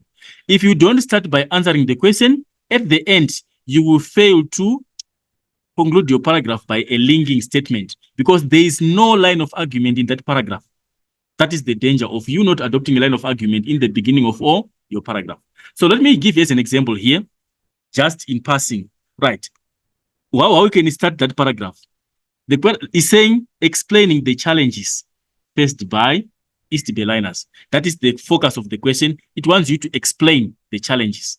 So in your opening statement, you should prove that the East Berliners were faced with a number of challenges, or it was very difficult for the East Berliners to escape to the West, or it was a life-threatening attempt by the East Berliners to escape to the West. Because without that, whatever you're going to explain here should be linked to the first statement. If you say East Berliners, it was easy for East Berliners to escape to the West. Yes, it's your line of argument. It was very easy for the East Berliners to escape to the West. Then you explain how easy it was, and you go to the sources and find evidence, if it is there, to show that it was very easy for them to escape to the West. But in this instance, we have seen through source evidence that it was not an easy event for one to escape from East going to the West. So in your line of argument, in the answer to the question, you can start by saying the East Berliners were faced with very serious and life-threatening challenges whilst trying to escape to West Berlin. That is an answer to the question. You have answered the question, or you have taken a line of argument. You have proved that they were faced with very serious challenges. It was a very serious challenge for them to escape. Or you can say it was life-threatening. Or it was very dangerous for the East Berliners to try to escape to the West. Then you explain how dangerous it was, or how life-threatening it was, or how serious, challenging it was, using your own knowledge. It was very difficult for the East Berliners to accept the West because the wall was a solid concrete wall which would not be tampered with. And the wall was manned by armed police officers and army 24 hours, 24/7 throughout. You are giving evidence of your own. Or if you want to extract information from the sources, try to explain it in your own words so that it's not plagiarism. Like, for example, you have known about the tunnels. The East Berliners tried to find an escape way through digging tunnels beneath the wall so that they would find a way of escaping to the West. You are trying to, you are explaining in your own words. You're not quoting anything from the source. That is the part of your own words. Then you now go to the sources. That is the evidence part. You go to the source, find a relevant source with relevant information, and use it and quote the source. Like, for example, if you want to refer to source 1b, you can say, Konrad Skuman, an East German soldier, escaped to the West for freedom, is source 1b. Or if you want to use source 1d, East Berliners forged passports and driving licenses from the West. This is source 1d. It's evidence. Or you can say many people jumped into West from high windows. You also got it from source 1b. It is showing the dangers, or it's showing that it was difficult for the people to escape. Or you can quote, they used tunnels to escape to the West. It's also if given in source 1d. They had to dig tunnels to escape to source to the West. It's evidence from source 1d. So you are now substantiating your argument by giving relevant evidence extracted from the different sources. That is how now you give the evidence and you quote your sources. Then at the end of the paragraph, you link back to the line of argument. You have said it was very life-threatening for them to escape to the West, or it was a very serious challenge for the East Berliners to go to the West. Now you have to link to support that whatever you have said in the source, whatever you have explained, and whatever evidence you've gathered is supporting that it was a life-threatening event for one to try to escape from the East going to the West. So you can conclude by saying, by your link, this is clear, or this clearly shows that the escape by an East Berliner into the West Berlin was a life-threatening attempt. You are linking your paragraph. You are supporting your line of argument. Or the above evidence clearly shows that it was a dangerous attempt for one to try to escape from the East going to the West. That is your link of the paragraph. And your paragraph will be complete and will qualify you for a level 3, which is 6 to 8 marks. Without that, you can only get maximum of a level 2. That is, you have not used synthesis in the source. You did not show understanding of the Berlin Wall. You have just copied sources. Some start by even quoting sources. Konrad Skuman jumped the barbed wire, source 1d. People used forged documents, source 1d. The East Berliners dug tunnels, source 1d. That is very wrong, and that can only give you a maximum of level 1, which is mere copying of sources. Very little understanding. You have not shown any understanding of the historical event, and we wonder what you were learning throughout the year. If you were learning, you would be wasting your resources. We don't need to do that. We should get maximum marks based on our understanding. Right, we'll move on to the next question number 2, which is the extension of Cold War. Right, we talked about the Cold War, or the origins of Cold War in Europe. It extended and ended up in Africa. And typical example of the extension of Cold War is the Angolan War, which was a proxy war between capitalism and communism. Right, we don't need to waste time there.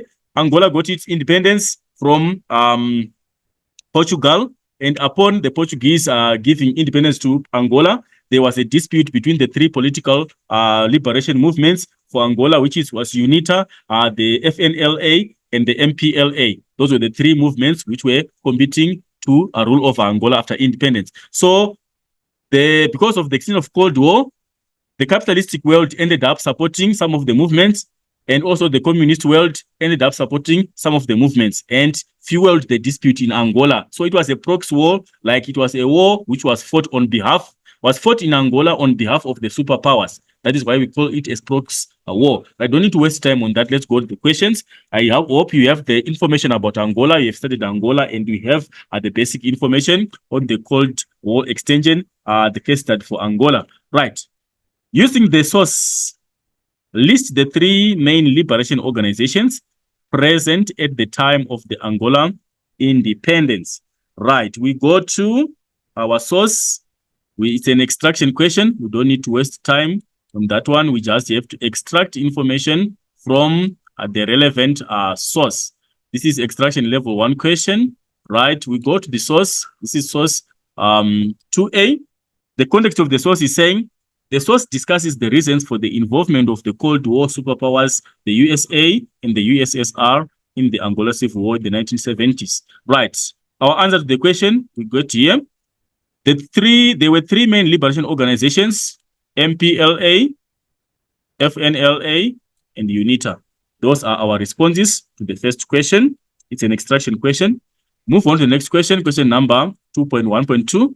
Why, according to the source, was control of Luanda critical? Remember, Luanda was the capital city of Angola. So those are three liberation movements were fighting for the control of the capital city. Why was it important to control the capital city of Luanda? Right. We can also try to check from the source here. It says control of Luanda was critical. Many Angolans believed that whoever held power in Luanda on November 11 would gain legitimacy as the leader of the new government. That is the evidence that we have in the source. So that is the answer to question number 2.1.2.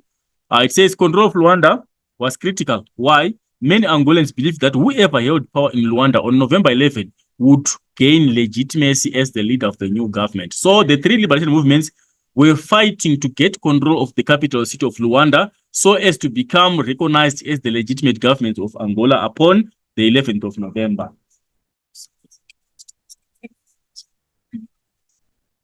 Right, so that is what is relevant to that particular question. That's the response to that particular question. We move on to the next question, question number 2.1.3. 2.1.3. Right, 2.1.3 saying, define the concept civil war in your own words. Right, when you're talking of a civil war, we have to explain it in your own understanding. Right, a civil war, we know that when we're talking of a civil war, we're talking of a dispute among people of the same country. So we can define it as civil war. We can define it as, the question is here, we can define a civil war as an armed struggle. Armed struggle or conflict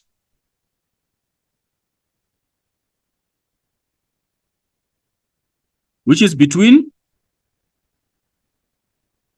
two or more groups within the same country. Within the same country. That is a civil war. Civil, we are looking at civilians from the same country, groups or organizations from the same country fighting against each other. Like what we are seeing in Angola, we have those three liberation movements. They are disputing against each other for the sake of being legitimate government after independence. They wanted to be recognized as the legitimate government. So in that effort, they were fighting against each other. But if we check those people, they were only Angolan people involved in that dispute. It's not a group from coming from another country, but it's basically a group from the same country. So a civil war, it's that dispute which is contained within the same country. People group themselves, but within the same country, people of the same origin, people of the same country, they fight against each other or they conflict against each other in the same very own country. That is a civil war. Right. So you can define it in your own understanding, but the basis should be the same. You should address the fact that it's a dispute by who? By groups of the same country. That's the basis of the civil war. Right. We go on to number 2.1.4. Right. It says, using the information in the source and your own knowledge, explain why the USSR supported the MPLA. Right. Why did the USSR chose to support the MPLA? Right. Number one, the MPLA, this group here, this organization here, this movement, it was, if we check the history and the leaders, it was a Marxist organization.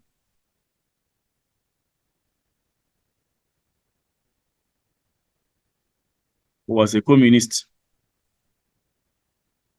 The leaders of this group here, of the MPLA, had acquired their education in the communist world, and they were pro-communist. Their ideology was that of a communist economic system or political system. They wanted to implement communism in Angola because that was their ideology. So being Marxist, their ideology was also the same ideology as USSR. That was why they chose to support them, because they were adopting the same economic or political ideology of communism. Right. And also, the other reason, the USSR wanted to ultimately expand their communist influence.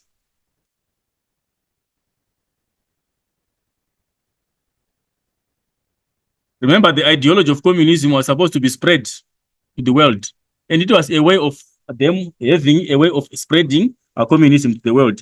They wanted to get a way of spreading the communist ideology to the world. And also, you can look at natural resources. There's also an argument. Natural resources.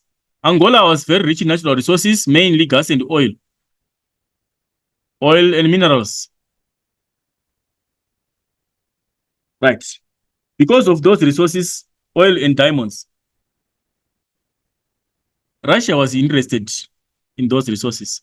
So they chose to support one liberation movement so that in case the liberation movement gets into power, they will also get access to the natural resources of Angola and be able to exploit them. So it was another hidden agenda so that they would exploit the resources of Angola. Right. And also, the geographical location. It's also the argument. The geographical location of Angola, it was strategic for trade purposes. They wanted to access trade routes. So Russia being interested in trade with African countries, it was also be able to access African subcontinent through Angola. So they wanted to take control of Angola through influencing MPLA. So that in case the MPLA becomes the legit government, they will also be given access to control trade routes into Africa.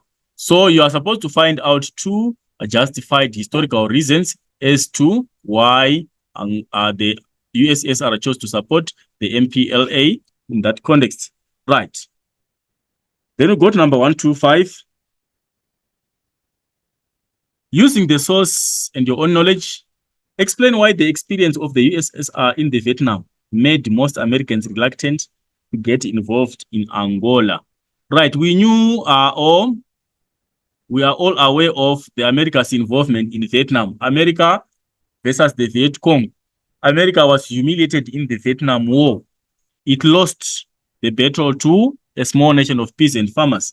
So we are saying Americans now, given that in the during the Vietnam War, the 1960s, America was defeated in the Vietnam War, and now we are in the 1970s. We are seeing America again getting involved in the politics of other countries.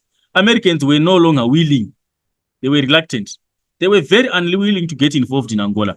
Why were they such? Because they had that history. They had been defeated and they had been humiliated by a small country. Now America again is still getting involved in the politics of other countries. The citizens were no longer interested in their country's involvement in politics of other countries. Why were they not interested? Why had they lost interest after even the Vietnam event? Right. So that explanation is a reason. We can say America had been defeated in Vietnam. We know that America lost to the Viet Cong, and Americans did not want to risk a repeat. They did not want to risk a repeat.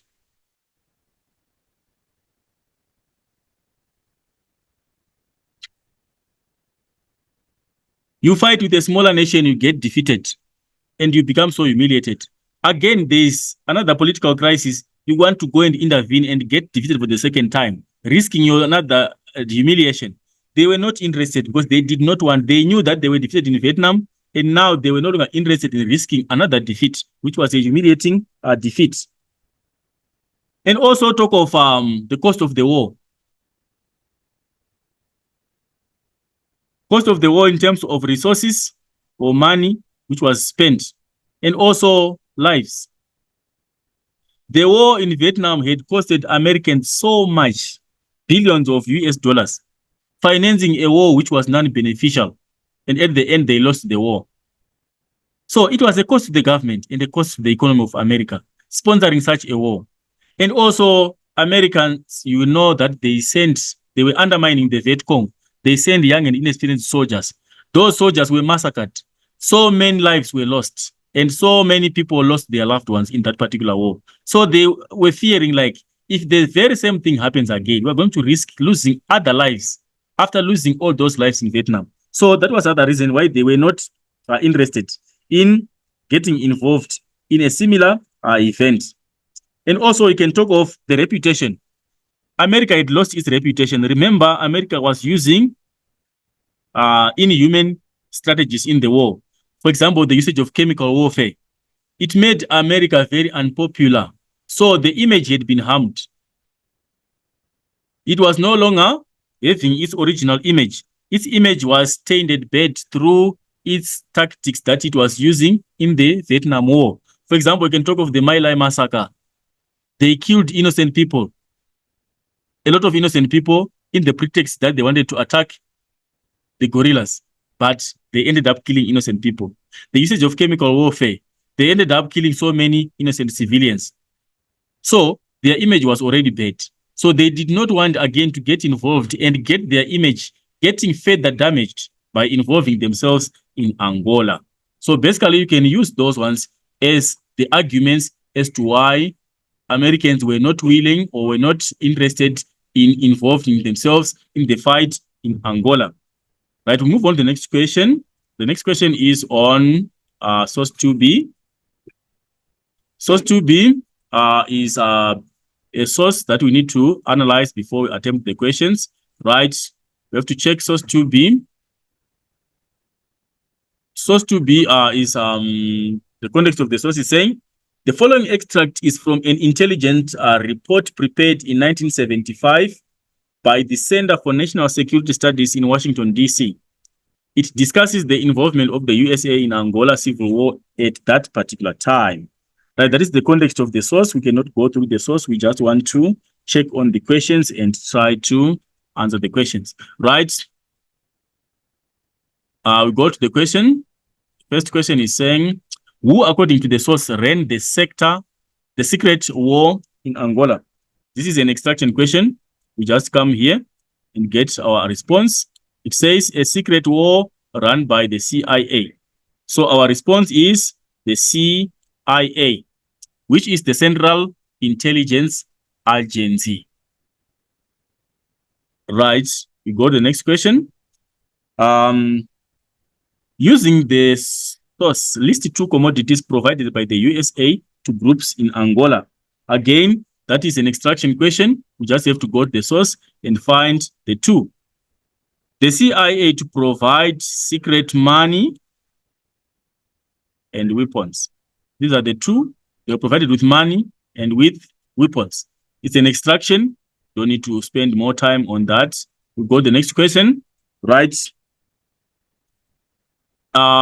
Explain the concept proxy in the context of the Angolan Civil War. I think I've explained the concept of a proxy war, where we said it's a war which is fought on behalf of the superpowers. The Angolan War was a proxy war. It was fought by Angolans, but on behalf of the superpowers. They were not fighting against each other for themselves, but for the benefit of the capitalistic and the communist giants. So, what is a proxy? If you are to define a proxy in this instance here, we are supposed to define it as people or groups representing someone. You are a representative.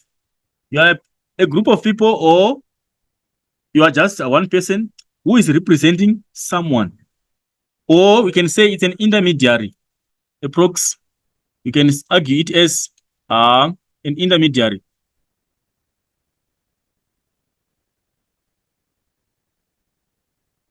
Or can say, besides calling an intermediary, we can say it's the third party. So in the context of this one here, who were the proxy? We are looking at the three liberation movements in Angola. The MPLA was a proxy for communism. He was fighting on behalf of communism or on behalf of the USSR and its allies. So it was a proxy fighting for the USSR.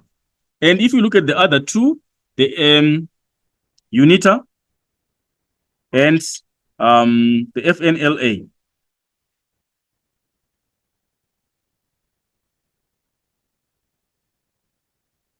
right? We can also argue that the FNLA and UNITA, they were proxies for the USA or for capitalism. They were agencies or intermediaries of capitalism. MPLA was a third party for communism. So it was a proxy for communism. It was fighting on behalf of communism, and these ones were fighting on behalf of capitalism. That is a proxy. Right, we move on to the next question. Right, using your own knowledge, explain why the USA would not allow MPLA to control Angola. Right, we are seeing that the USA was funding UNITA and FNLA, but they denied MPLA to control Angola. Why would they disallow the taking over of Angola by the MPLA? The first and definite reason is that the MPLA was representing USSR. It was in proxy for the USSR, which meant that if it would take control of Angola, it meant that the sphere of influence would fall under communism. So they were against communism. They wouldn't allow that to happen for the sake that they did not want communism to be spread into Angola. And also, if you can check, the MPLA, it opposed capitalism. So they would not allow anyone who was opposing capitalism because they wanted capitalism to be spread into Africa. And you can say they did not want communism because this one was a Marxist organization. So they did not want anything to do with communism to be spread in Africa. They did not want communism in Africa. Can be a justified reason. Or you can argue that America wanted access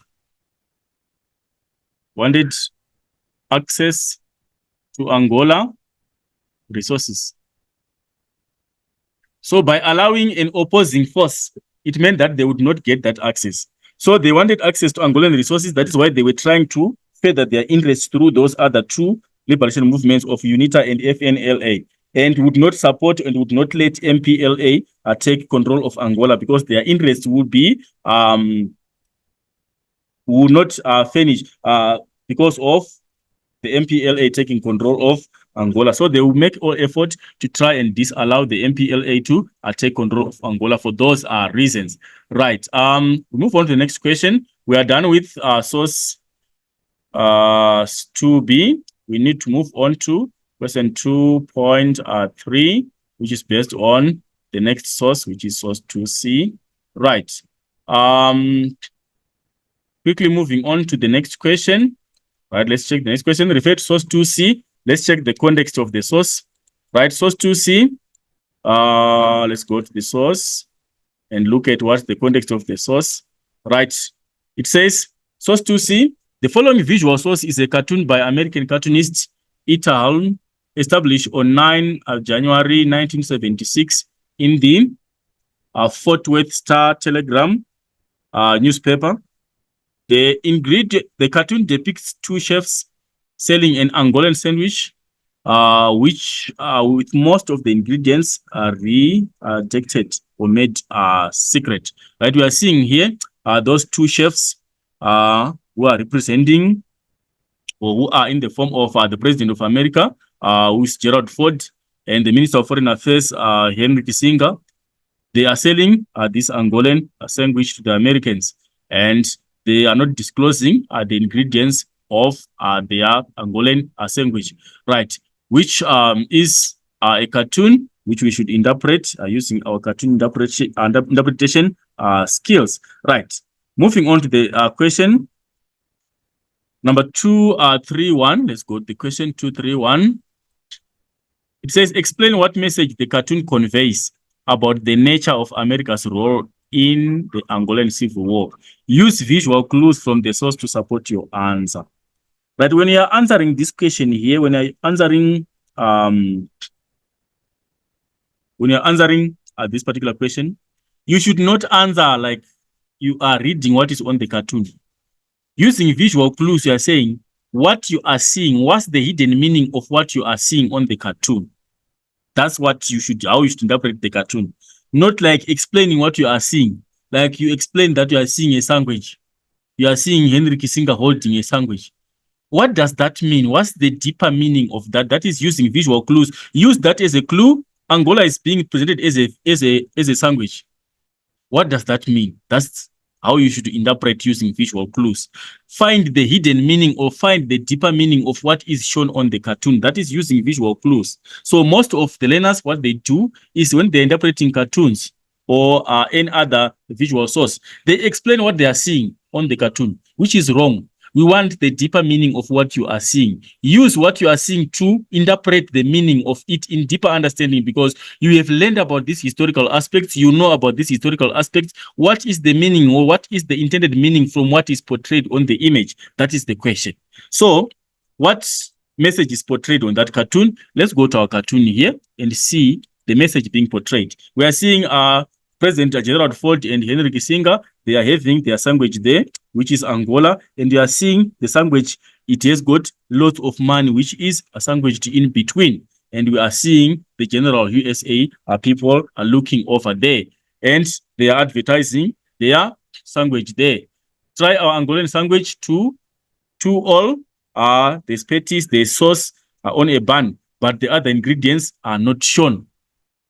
By Henry and Jerry, they are the sellers of that particular, the two chefs selling the sandwich. Right. So what is the meaning of that? The first meaning is that Henry Kissinger and President Ford are responsible for providing money to American proxies in Angola. The money that you are seeing here, these two guys, they are selling this sandwich. This sandwich has got money.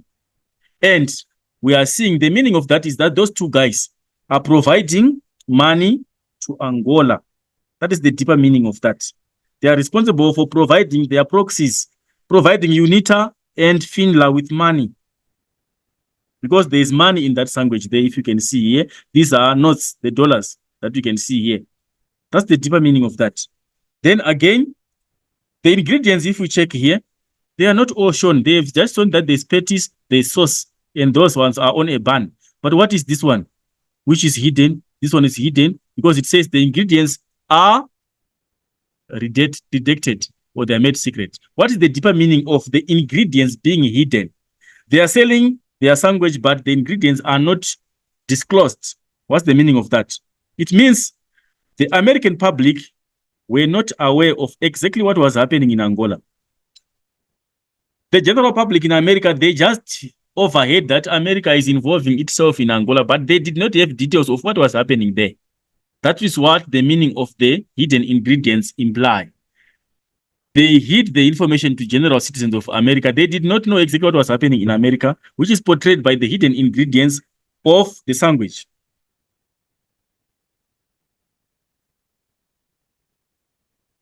And it says here, no fair picking. But if you insist, we can give you a list of the ingredients that are definitely not included. What's the meaning of this? They did not want people picking into their sandwich. Or if people insisted that they wanted to know what is happening, they were going to fool them by giving them what is not involved or what is not included in their sandwich. What's the meaning of that? It means Kissinger and Ford did not want or did not wish for the Americans to know what was happening in Angola by this statement here. People were not knowing because they hid the instructions. And again, they are saying, if you insist, we can give you the list of the ingredients that are definitely not included. So the meaning of that is they did not want any American to know exactly what was happening in America. That's the meaning of that.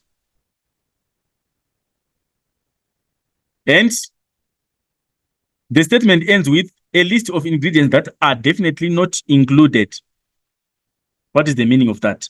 If they know of ingredients not included, it means they have got details. They are fully detailed of the Angolan situation, but they would fool the people by telling them what is not the exact thing that the people wanted to know, which means those two guys, they were hiding the details of their involvement in Angola. They were hiding the details of their involvement in Angola by this statement here, where they say, a list of ingredients that are definitely not included. We can give you a list of ingredients that are definitely not included. By giving someone that is not there, it means you know a lot. And they were hiding their details. They did not want the Americans to know the details of Angola, of our US's involvement in Angola. So when you're interpreting a cartoon, be able to figure out what is presented there and find a deeper meaning. The same goes with money. It's a meaning. This statement, no fair picking, is a statement on its own. We can give you a list of ingredients that are not definitely included. It's a clue. The hidden ingredients is a clue. So find a deeper meaning, find a deeper meaning, find a meaning here and find a meaning there. You get your responses. That is basically how you interpret the cartoon. Right, let's move on to the next question. Move on to question 2.3.2. Comment on the fact that Angola sandwich is filled with money. Like what you can see there. What comment, give a statement on Angola sandwich is filled with money. What does that imply? It means Kissinger and Ford were funding the conflict in Angola. They were using money to fund. If the sandwich is filled with money, what does the implication of that? It means they were funding the dispute in Angola. They were sponsoring money to their proxies in Angola. So the American government and the CIA were providing money to their proxies in Angola. And also the other implication you can say, the involvement of Angola in the involvement of the USA in Angola was costly to the government. Because if you check the amount of money which is stashed between those two in that sandwich, it's a lot of money, which resembles that it was a cost to the government of America to be involved in Angola. So it was costing the government of America to be involved in Angola. Now to move on to the next question, which is a comparison question. Compare source 2C to source 2B to source 2C. Explain how the information in source 2B supports source 2C regarding the involvement of the USA in Angolan civil war.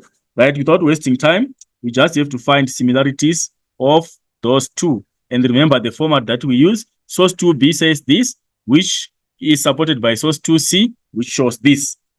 Right.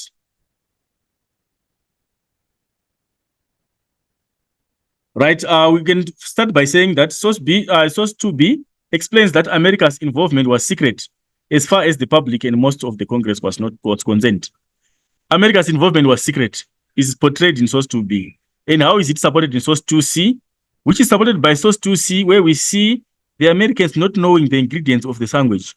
That is a comparison, a support. This source 2B saying Americans were unaware of the involvement of America in Angola, and is supported by source 2B, source 2C, which says Americans did not know the ingredients, the language, the Angolan language. And in source 2B, it explains that the president was making key decisions. I think we talked about that. The president, we saw it in the source where the president is mentioned and being involved in the politics in Angola. From here, says President Gerald Ford personally authorized the CIA. It means he is actually involved. He's actively involved, the president. How is it supported here? It is supported that the president is there. Gerald Ford is there. We are seeing him on the cartoon. So, source 2A explains that the president personally authorized the CIA to fund, which is supported by source 2B, which portrays the president's involvement in Angola. It's another one. And again, we're told about money here. Was authorized, the CIA was authorized to provide secret money or covert money. Is evidence in this source. Source 2B says that the CIA was authorized by the president to provide secret money, which is supported by source 2C, which shows money on the sandwich. That is support. It's money there and money here. Kissinger there in source 2B, Kissinger there in source 2C. Gerald Ford there in source 2B, Gerald there in source 2C. Right. And also we are told about the covert here. If we check here, the CIA was authorized to provide covert or secret money. This aspect of secret, which means it was not disclosed. How is it supported there? The aid which was supposed to be provided there was supposed to be covert or secret, which is supported by here. The ingredients are unknown. That is a support. They did not disclose what they were doing or how they were involving themselves in Angola. It was secret aid or covert aid. So the two are supporting each other. So basically, if you can check, there is so much evidence that you can use to support your two sources. And the other mistake that you should avoid is that of bunching evidence. Pick out one piece of evidence and figure out how it is appearing in the other source. Avoid bunching a lot of evidence. Like, for example, you say President Gerald Ford personally authorized the CIA to provide covert money and weapons to the groups in Angola. You have bunched a lot of evidence there which can be supported. Because at the end, you get 2 marks. If you say that statement from here, President Ford generally, source 2A, source 2B, explains that President Gerald Ford personally authorized the CIA to provide covert money and weapons to the groups in Angola, which is supported by source 2C, which shows President Gerald Ford providing a sandwich with money to the Americans. That one, you have bunched evidence. You can only get 2 marks for that, but you have disadvantaged yourself by not splitting the different evidence which is there. Which evidence have you bunched? The president as a figure on himself. President Gerald Ford was actively involved in Angola, which is supported in source 2B, which shows President Gerald Ford being involved. Foreign Affairs Minister Henry Kissinger is explained about, there's somewhere where he's explained about, yes, the president and Kissinger were both aware. This is evidence. Kissinger, which is also portrayed here. We have him here. It's another evidence. You get your 4 marks. You come back again here, another evidence that would have bunched. The CIA to provide covert or secret, which is also supported here, where the ingredients are hidden. Here, hidden ingredients. Are you seeing how you lose marks? So, and also, it shows about provision of money. The CIA was authorized to provide money, which is also supported by money, which is shown in the language here. Those are different pieces of evidence that you can use to get maximum 4 marks. But if you bunch them, you end up giving yourself an injustice, giving yourself a disadvantage where you can only get maximum of 2 marks for all that evidence because you have bunched the evidence and not be able to figure out and split the different forms of historical evidence to provide different arguments distinct on their own. Move on to the next question. We go to question source 2D. Identify from the source the reason that FNLA and UNITA were regarded by the Soviet Union as splitists. Why were they regarded as splitists? That is number 5.2.1. Right? If you go to the source, we have to check the context of the source. The following source drawn from information in the Soviet newspaper Izvesty describes the USSR's perspective on the conflict in Angola. Right. We go here and try to extract the evidence. Why were they regarded as splitists? The first statement will give us the answer. The FNLA and UNITA were regarded by the Soviet Union as splitists because they had betrayed the anti-colonial struggle and split from the revolution, aligning themselves to the Cold War, to the Western Cold War powers. That was the reason. They were regarding them as splitists. We are saying they had split from the core idea. They were regarded as having split themselves or having developed a faction from the main idea to adopt the Western ideology of capitalism. That was why they were regarding them as splitists, because they were believing that Angola was supposed to adopt a communist ideology, a Marxist ideology. But these ones now were differing in ideology. So they were saying they are splitists or they were factions from the core idea in Angola because they had opted to split from the revolution and aligning themselves with the capitalistic world. Right, move on to the next question. According to the source, why was UNITA condemned as a puppet for international monopoly capitalism? Right, that is number 2.5.3.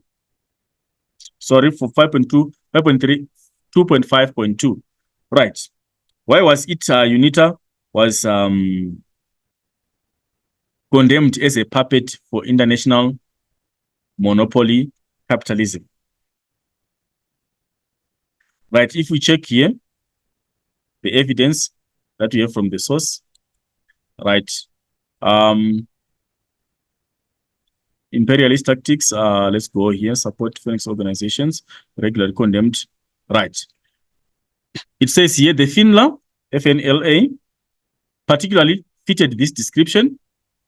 It was regularly condemned because of its receiving funding from America and following UNITA's alliance with the FNLA and its acceptance of support from South Africa and America. So the reason there is that it accepted the support from South Africa and America. So South Africa, because South Africa was under the apartheid rule, which was also a capitalistic political ideology, and also America, they had accepted to be supported by those two.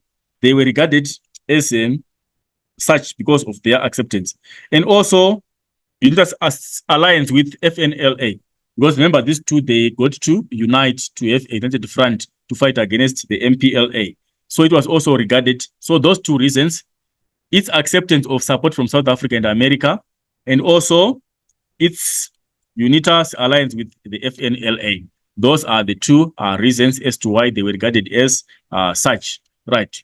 We move on to the next question, which is question number 5.2.3. Right. 5.2.3 is move on to the question. 5.2.3. Using the source and your own knowledge, comment on the statement that FNLA and UNITA were more than an instrument in the hands of an American intelligence. What is the implication of that statement when you are saying they were more than instruments in the hands of an American intelligence, which is the CIA? We are saying they were tools used by America because they were receiving funding from them. Whatever they were doing they were doing it in favor of the CIA because they were the ones who were funding or were sponsoring their movements. So they were instruments in the hands of the CIA because they were tools which were used by America because they were receiving funding. So they were controlled by America. That's the meaning of that statement. When something is an instrument, not more than an instrument in the hands of an American intelligence, we're saying if you're an instrument, you are being used. So those two were being controlled by American intelligence because they were receiving funding from them. Whatever they were doing it for the benefit of the CIA and America because they were the ones who were funding their operations. Right. Let's go to the next question. The next question is saying, why do you think international 254, why do you think international monopolies wanted access to Angola's resources? Why were international wanted control or access to Angola's resources? Why do you think international monopolies wanted control of Angola's resources? Right. Here, they did not want the Marxists or the MPLA to have access to the resources of Angola.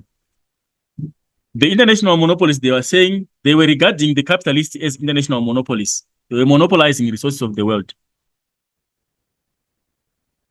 And why were they wanting to this access? Because they wanted to deny USSR and the MPLA access to the resources so that they would get access to them. They wanted to control those resources by themselves. So they did not want the USSR or the MPLA or those who were following the Marxist ideology to get control of those resources. And also they wished to maintain their power in Angola. They wanted to maintain their power in Angola. And also they did not want the general people to benefit from their own resources. Because we're talking of monopolizing the resources here, we are looking at particular individuals controlling all the resources. So if those resources were going to fall under communism, they're going to be shared. So they did not want to lose their grip of Angolan resources, and they did not want again to let Angolan people have a share of their own resources. They wanted to keep a grip of the resources and keep controlling those resources for their own benefit and disallow ordinary Angolan people to have a share of their own very resources. Right, we'll move on to the next question, which is question number 2.55. What are the limitations of this source for a historian researching the civil war in Angola? The limitations. We are saying this source is limited, does not give a clear picture, or does not give the rightful information about what happened in Angola. What justification can we give that this source is limited? Right. If you go to one of the things that you should note if you are looking at limitation of a source, check the context of the source. Check the context of the source. Why is the source? What's the source saying? It's saying the following source drawn from information in the Soviet newspaper. This is a Russian newspaper. It describes the USSR's perspective on the conflict in Angola. From that heading or that context of the source, we have received a limitation. We have got a limitation from that. This is a Russian newspaper which is explaining events happening in Angola. And we know well that in Angola, there were communists and capitalists fighting for the influence of Angola, for the control of Angola. They wanted to spread communism on the side of the East. They wanted to spread capitalism on the side of the West. They were disputing with each other, sponsoring the proxies in Angola. So definitely, we are going to have bias there. We are going to have bias in the sense that they are going to talk good of themselves and not talk anything good about the other side. Because remember, this was a conflicting ground. So the first limitation is the source will show only the perspective of the Soviet. It's biased. It's a limitation. The source is biased. Definitely from that, we can trace bias. It's showing USSR side of the story. Because it's a newspaper, which is a Soviet newspaper, they are going to talk good of the USSR and talk bad of the other side. And the information if you analyze the information there, the information that we find,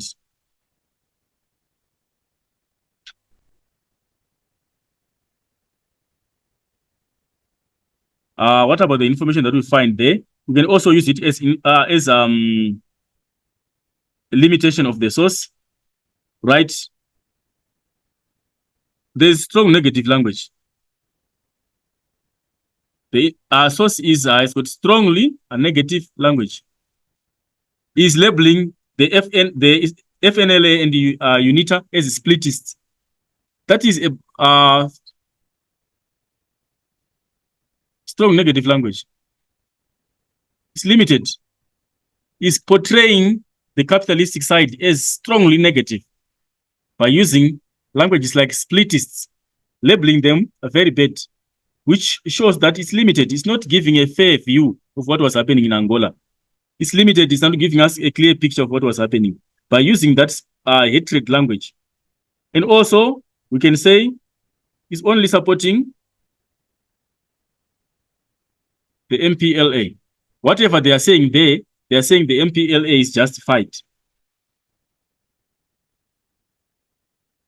So if we can check that one, we can argue that the source is limited for those reasons. Because of those reasons, the newspaper is a Russian newspaper, is giving the view side of USSR's involvement and is talking bad about the West. And also it's using a strong negative language, labeling the proxies on the side of capitalistic as very bad, as splitists. And also it's supporting MPLA only and not giving a view of the other proxies, which is UNITA and FNLA. It's not giving an equal attention to other liberation movements. So it's limited because of those reasons which we have highlighted there. Right.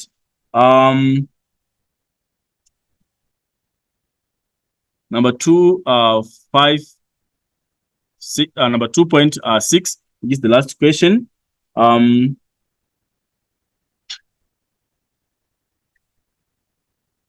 The last question is a paragraph question. Again, we use the same tactics of answering a paragraph question. We use the peel approach, whereby we adopt a point, and from that point, we have to explain the points, and we have to give evidence from the sources, and we have to link our point at the end. We still use the peel approach, right? The question is saying, a paragraph of 8 lines in your own words, write a paragraph of 8 words explaining how the Cold War superpowers contributed to the civil war in Angola. Explaining how the Cold War superpowers contributed to the civil war in Angola. That is the question. So you should answer the question. Are you saying the superpowers contributed towards the civil war in Angola, or they did nothing? That should be your line of argument. You should show us that there is an impact of the Cold War superpowers in regard to the civil war in Angola. Were they the ones to be blamed for the civil war? Did they play a part? Did they contribute towards the civil war in Angola? That is your line of argument. That is your answer to the question before you attempt your paragraph. So you can start it by saying the Cold War superpowers contributed significantly towards the civil war in Angola. Or the Cold War superpowers were the basis for the civil war in Angola, or significantly played a part towards the civil war in Angola. Then you explain they contributed. They contributed greatly towards Angola civil war. That is your line of argument. The Cold War superpowers contributed greatly towards the civil war in Angola. Then why are you saying so? You explain in your own words. USA was funding the liberation movements of UNITA and FNLA. How were they funding them? They were sponsoring them with secret money and weapons so that they would strengthen their side in the effort to fight against the communist MPLA, you have given the side of capitalism. You go on to Russia. The USSR on the other side sponsored the MPLA, which was a Marxist organization with military advisors, with money, with whatever. You are explaining in your own words. Cuba, on the other hand, which was also a communist side, decided to also support with weapons and troops on the side of MPLA. And therefore, this worsened the rivalry between the two extreme ends of the revolutions of UNITA combined with FINLA and MPLA. You are explaining in your own words. You are using your own words to explain the Angolan situation, how these superpowers contributed towards the civil war in Angola. Then you give evidence. You go to the sources. America gave secret money and weapons through the CIA to UNITA and FINLA. That is source, whatever source you quote. Or if you took it from the picture, source 2C shows America giving this. You go on to explain how the USSR also contributed. What did the USSR do? The USSR did this in source 2D. If you are to figure out maybe Cuba, if it is involved also, Cuba did this, gave this airline what. Source 2D. This is your evidence. Then you go now to the end of your paragraph. You are supposed to link, because you have said the superpowers contributed greatly. Refer back to that when you are ending your paragraph. Refer to the idea that the superpowers contributed greatly towards the civil war in Angola. You can link by saying the involvement of America and the USSR by sponsoring with money and other resources, including weapons, clearly fueled the civil war in Angola. You are supporting that they were the ones responsible for the contribution towards the civil war in Angola. Or you can say America's involvement through CIA was a clear fuel which led or which strengthened UNITA and FINLA to fight against MPLA. It's a linking statement to end your paragraph, because you have said the superpowers contributed and you have explained how they contributed and you gave evidence of what they did to contribute to the civil war. Then at the end, you are supporting what you have been explaining in the paragraph. You end your paragraph like that. That is a level 3 paragraph. That can give you even 8 out of 8, because you have followed the right structure of attempting a paragraph question by following the Peel method.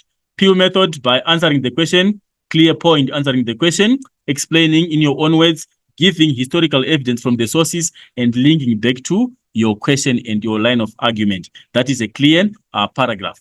Right. Not wasting time, we are not going to look at question number 3. We are going to go to the essay questions. We are going to do 2 essay questions. We are going to look at question number 4, which is the Vietnam War, and we're going to look at question number 5, which is independent Africa, the case study of the situation in Congo. Right. On these ones here, we don't want to waste time. We'll just explain how you answer the essay question. The points, I know you have them, and you know how to express those points in Peel method. What I'm going to explain here is how you are going to answer the question, so that you are able to construct an essay with a proper line of argument, which is supported throughout, and which is going to give you a high level on presentation. That is the risk that we have of learners failing to score a good presentation grade, because they won't know how to sustain a line of argument. Right, let's go to question number 4. Question number 4 is saying, the tactics and methods used by the Viet Cong posed a great challenge to American soldiers. The tactics and methods used by Viet Cong posed a great challenge to American soldiers during the Vietnam War between 1963 to 1975. Critically discuss this statement and use relevant evidence to support your line of argument. This is a critical discussion question. You should pay attention to this. Critically discuss. And maybe let's just look at the other question, how it is set. This one is saying, do you agree with the above statement? And let's go to the last question. It says, explain to what extent. Those are the three types of questions that we're going to have for the essay questions. In every paper, you will see that those are the three settings of the questions that we will have. Right. So if you have those questions, you should know how to tactfully attack those questions using the techniques of history of answering essay questions. Right. What you need to do when you get a critical discussion question, let me just bunch them and explain how you're supposed to answer the questions. Then you apply the knowledge to answering those questions. If the question says critically discuss, what do you need to do there? What you need to do is you need to approve. You need to approve or disapprove the statement. That is the answer to the question. When the question says critically discuss, when you're answering, you have to approve the statement or you have to disapprove the statement. And when a question says, do you agree?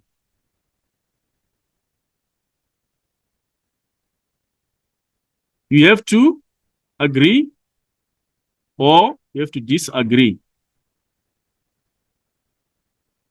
And on agreement or disagreement, it depends with the extent. It can be partial disagreement or partial agreement, or it can be full agreement or disagreement, depending on how your argument is going to be presented. And what you need to be aware of here, avoid using personal pronoun. Do not use personal pronoun. I is not supposed to be used in your presentation. Not use personal pronoun I. For example, you say, I agree to the statement that the political and economic cultural policies of Mobutu were unsuccessful. Do not use this. You can say, this essay fully agrees with the statement that, or in agreement, the political and economic cultural policies did this. And avoid using this one here. That is how you answer that question. Then you go to the last question, which is to what extent? Explain to what extent. What you need to do here, show the extent, either a greater extent or a lesser extent, depending on your argument. So you should show the answer. So whenever you're getting a question, before you write anything in the introduction, if this is the one, your answer to the question should show that you are approving or you are disapproving the statement. If the question says, do you agree? Before you do anything in your introduction, show that you are agreeing or disagreeing. If to what extent, show the extent before you explain anything in your introduction. That is the answer to the question or your line of argument. Then you will go on to do other things after you've answered the question. So the opening statement of your essay in the introduction should make a clear statement which is answering the question, and nothing else should happen in the opening statement. There should be an answer to the question. There should be a line of argument. There should be a stance to the question. Before you write anything, don't start with background information. Background comes after you've answered the question. Then you can include background. And remember, there are no marks for the background information. You'll be wasting your resources, wasting your energy, wasting your mind, wasting your space and your paper. That is wastage of resources. Do not add the background explaining about the split of Vietnam into North Vietnam and South Vietnam. The Geneva Conference declared that this and this, Ho Chi Minh and Angola DM, what. Those things, they are background information, not answering the question. Go to the answer to the question. Go to the tactics and answer the question. That is the answer to the question. After adopting a line of argument, let's go to our question and try to define what a line of argument for this question is and figure out how you can answer the question. So, the tactics and method used by the Viet Cong posed a great challenge to American soldiers during the Vietnam War between 1963 to 1975. Right. So what you need to do there, you need to critically discuss. And before you clearly discuss, you should answer the question. If you are approving the statement, you are saying the tactics that were used by Viet Cong, they posed a challenge to American soldiers during the war. You are approving. If you are disapproving, you are saying the tactics and the method used by the Viet Cong did not pose any great challenge or did not pose any or posed minimal challenge to American soldiers. You are disapproving the statement. But be mindful that the side that you take, you must be able to support it. We know the result of this war, that the Viet Cong were the winners of this war. They were the victors in this war. So if you are supporting America, I am not very sure what you're going to say in the essay. Because we know that American strategies, though they were conventional, but they failed to defeat the Viet Cong strategies. So whatever you are supposed to adopt there, adopt a line of argument which you will be able to support throughout your discussion. Otherwise, you end up opposing yourself in the discussion, wandering around, and your essay loses sense. At the end of the day, you fail to contextualize your essay. You will be wandering around either side. You are supporting America, you are supporting Viet Cong at the same time, which means your essay is meaningless and you won't be able to score any good score for that particular essay because you don't have a stance and you don't have a clear line of argument which you can support in the presentation. So, in this essay, based on the results of the war, the tactics and methods used by the Viet Cong, they indeed posed a great challenge to American soldiers during the war. That is your answer to the question. Because you will be able to support it. Then, given that this is a critically discussed question, what are you supposed to do? Show that it's a critical discussion question when you are giving your reason. Because remember, for the introduction, we want number one, a line of argument or the answer to the question. Number two, give a reason why you are answering the question in that direction. Then number three, give orientation to the reader or elaboration of the historical evidence that you are going to explain in the essay or that you're going to use in the presentation. That is how you're going to answer your question, and that is how you're going to portray your introduction. It should have those three basics. One, it should have an answer to the question. Number two, it should have a reason or because. Why are you answering the question in that direction? And number three, it should have historical evidence, orientation to the reader, or elaboration of what you are going to discuss in the essay. Then your introduction is complete. So here we are saying the answer to the question is there. The tactics and methods used by the Viet Cong posed a great challenge, or indeed proved to be a very serious challenge, or proved to be an immense challenge to American soldiers. You are not supposed to copy the statement. You are doing English as a language. You are communicating in English. Use your English skills to change the statement, to make it appealing, but it should not lose its sense. That is number one. Number two, you go to the reason. And this is a critical discussion question. When you are giving a reason, you should give reasons which show critique by looking at the two sides of the story, because it's a critical discussion question. And given that it's a war situation, we cannot talk of a war and talk of one side. The advantages of one side will make one win the war, and the disadvantages of the other side will make the other side lose the war. So we can never talk of a war in one side's perspective. What makes you win and what makes the other one lose? We have to discuss both of them because it's a two-sided frontier, which is a war. Right. So in this instance here, we are supposed to give a reason on the side of the tactics of the Viet Cong. And again, give a reason on the side of America. So we can say the Viet Cong, though they used non-conventional methods in the war, their methods proved to be very effective and they were able to become victors in the war. We are giving a reason why we are saying the methods were posing a great challenge. They were non-conventional, we know, but those non-conventional methods, they confused the American soldiers and made the Viet Cong win the war. You go to American side. America, though they were using conventional methods, their methods, they were ineffective and they made them very unpopular, leading to them withdrawing from Vietnam and losing the war. Although America had got superior weapons, they failed dismally in the war and ended up conceding a defeat and a humiliating defeat from a small nation. We are answering on the side of America. We have given our reasons. Remember, we are supposed to give 2 reasons here because we are answering a critical discussion. We look at the side of the Viet Cong, what made them win the war. And we look at the side of America, what made them lose the war. Viet Cong, on the critique, they were using inferior methods, but those methods were effective enough to guarantee their win in the war. America were using superior weapons and conventional methods, but even though those methods were implemented, they failed to realize a win on the side of America. It's a critique. We have done the critique. We have shown that it's a critical discussion.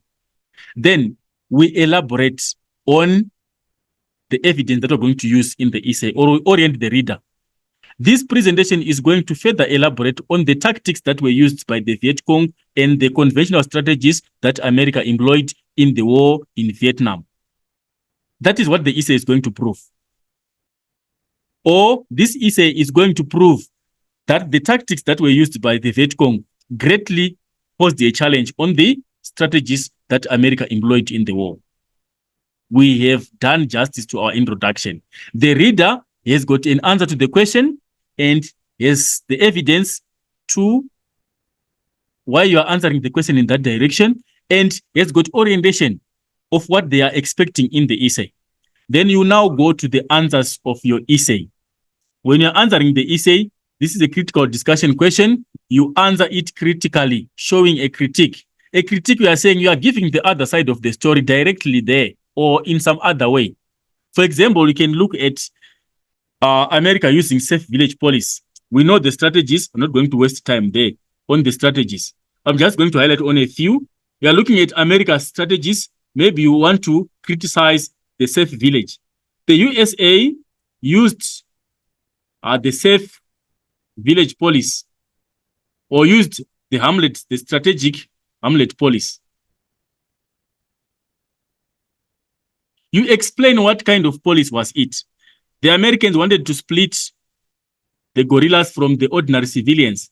They implemented villages where the settlers were supposed to be in, such that whoever was outside the village was deemed to be a guerrilla. Then you critique it. Did it work? In that same paragraph, you show the ineffectiveness of the method. However, this method did not work on the side of Americans because the same guerrillas were already in the villages when they tried to split the civilians from the guerrillas. It's a critique. You have shown that Viet Cong had implemented a counter strategy to what the Americans were thinking, and therefore the strategy failed. Then you can also talk of maybe America employing chemical warfare. America tried to use chemical warfare. You can talk of napalm. You explain how it worked as a chemical used in the war. Right. That strategy became ineffective. Why? It made other countries condemn America because it caused a lot of damage to the environment. The environmentalists were arguing on the favor of the environment. They were damaging the environment. And also, what did the Viet Cong do? Seeing this strategy, they ambushed the cities that were controlled by America. While they were trying to attack the forests, they were trying to target the forests, thinking that that was where the Viet Cong guerrillas were. They were already hiding close to their cities, and they were attacking the cities at the same time. You are showing a critique. America is thinking that it's effective to use chemical warfare, to use burning substances, destroying the forests and whatever. But at the same time, the guerrillas are not there in the forests. They are just close to the cities. They are attacking the cities. So you are showing a critique. You go to other methods. There are a lot of methods to explain there. America sending young and inexperienced soldiers is just an advantage for the Viet Cong. The Viet Cong were able to crush them and destroy them because they were inexperienced. So you are explaining and you are giving the side of the story, trying to show a critique as you go. So there are so many strategies that you can talk about. You can talk about America using Operation Rolling Thunder as another strategy, which was a bombing strategy. It was also ineffective because America was mainly, they were targeting the industrial to destroy the capacity of the Viet Cong to produce food. So the Viet Cong were relying on subsistence farming. It was ineffective. Or you can talk of guerrilla warfare, how it worked, them operating in smaller groups, the Viet Cong. It confused the American soldiers. And at the end of the day, they became so scared because they didn't know where their enemy was coming from. So you are explaining on either side, showing that American strategies were weaker. At the same time, the Viet Cong strategies were effective and they made America lose in that particular war. Then you go on to explain those events, giving evidence, giving explanations and historical evidence, linking back to the line of argument. Linking back at the end of the paragraph, you go back to the question. But the risk here is for you repeating the same line of argument. Your essay should not be a song. We are not singing when you're writing an essay. You should not have a chorus essay. That is not wanted. If you happen to conclude every paragraph with the same statement, that now becomes a chorus. You're no longer writing, you're now singing. So we don't want essays that you've got the same linking statement. Like you end up by saying, this clearly shows that the Viet Cong posed a great challenge to American soldiers. This is first paragraph. You go to the next paragraph, you say, the Viet Cong indeed posed a great challenge to American soldiers. You go to the third paragraph, Viet Cong were a great challenge. Viet Cong strategies were a great challenge to American soldiers. That is repetition. You are singing, you are no longer writing. Find varied methods of linking to a line of argument as long as your link is referring back to the question. Or what you can also do, you refer to the next paragraph. What are we saying here?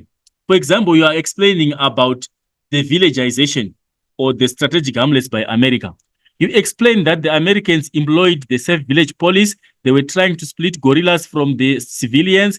They put civilians in strategic hamlets so that whoever was outside was declared a guerrilla and would be attacked. You are explaining. However, the strategy failed because the guerrillas were farmers during the day and were fighters during the night.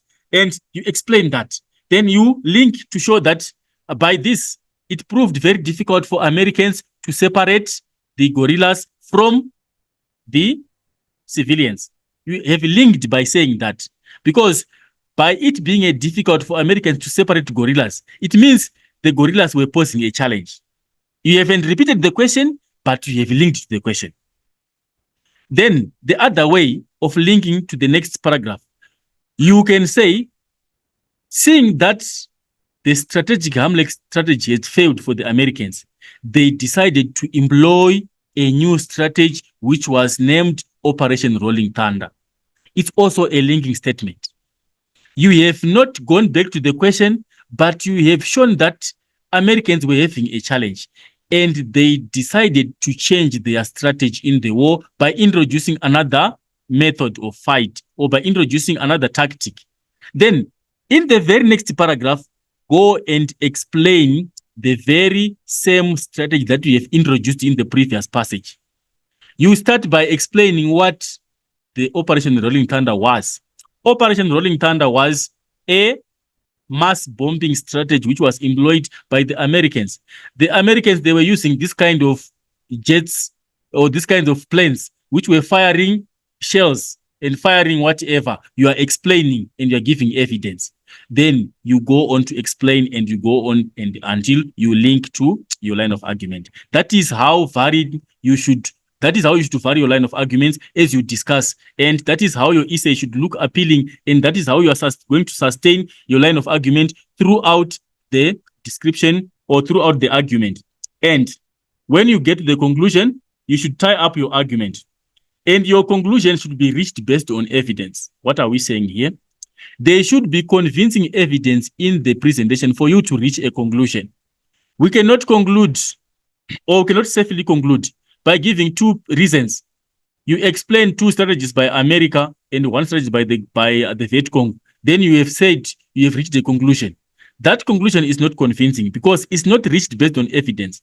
For us to reach a conclusion, we should be very sure and we should be very convinced that whatever was explained in the presentation was posing a great challenge to America. That is the strategies by the Viet Cong. And also what America was doing, it should show that the Americans were facing a very serious challenge in the war. Then we become convinced and you can safely conclude. In your conclusion, you are tying up your points. And you are referring back to the question. And you should not repeat what you said in the presentation, in the conclusion. Never repeat what you did not say. or repeat it directly as you said it in the essay. You should tie up your points in a particular way where you do not repeat exactly how you said the things in the essay, and you don't need to introduce anything new in the conclusion. Like you can conclude by saying, conclusively, the above historical evidence clearly shows that the strategies by the Viet Cong immensely created a great challenge to the American soldiers. If you want to reaffirm a point, you can reaffirm maybe a strategy by the Viet Cong. The use of guerrilla warfare greatly confused the young, inexperienced American soldiers, and they ended up becoming very scared in the war. They lost their confidence. They lost their faith in the war. And apparently, America Vietnamized. They withdrew from Vietnam. That is a conclusion. Or whatever way you want to reaffirm, you can reaffirm on the American side.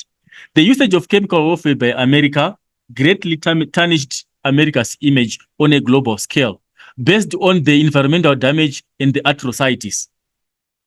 This led to America running out of strategies and ultimately conceding a humiliating defeat from a small nation of peasants. You have concluded your essay. So basically, those are the tactics that you should employ. The strategies, you have them. The knowledge of the strategies, you have them. But the only challenge is how you should present them in the proper historical format of essay writing. So basically, that is how you are supposed to answer that particular question. Then question number 5, we follow the same strategies, but the only difference here on question number 5 is a do you agree question. Show that you are agreeing or you are disagreeing. And based on what we know of the Congo after independence, we know the rise of Mobutu after independence. The question is saying the political, economic, and cultural policies of Mobutu Sese Seko were ultimately unsuccessful at developing Congo in the years following independence. We know what happened in Congo. The politics of Congo were transformed into a one-party state. People lacked democracy. People lacked political freedom. People were denied the right to practice their right of political choice. So that is bad on the side of politics. We got the economy. The economy performed very poorly. He nationalized the state. He nationalized industries. He was exploiting the resources for his own benefit. He implemented kleptocracy. He introduced the Syrianization, where he took all the resources. There was nepotism. There was extreme corruption. There was all those economic bad. Inflation went high. He adopted the capitalistic society where he was over-exploiting resources, whatever. He sent out investors. So it was not good again. Then we go to the social part, because the question is on cultural policies. We look at education, what he did to education, or also look at his implementation of the dress code to the people of Congo. All those things were not good. So we should agree to this statement that whatever he did politically, economically, and culturally was unsuccessful in developing Congo. Because if you say you disagree with this statement, it's going to pose you a challenge in sustaining a line of argument, because you won't have sufficient arguments to support your line of argument. So it is much advisable on my side, if I were the one writing the essay, I would advise you to take Mobutu as a failure in whatever essay.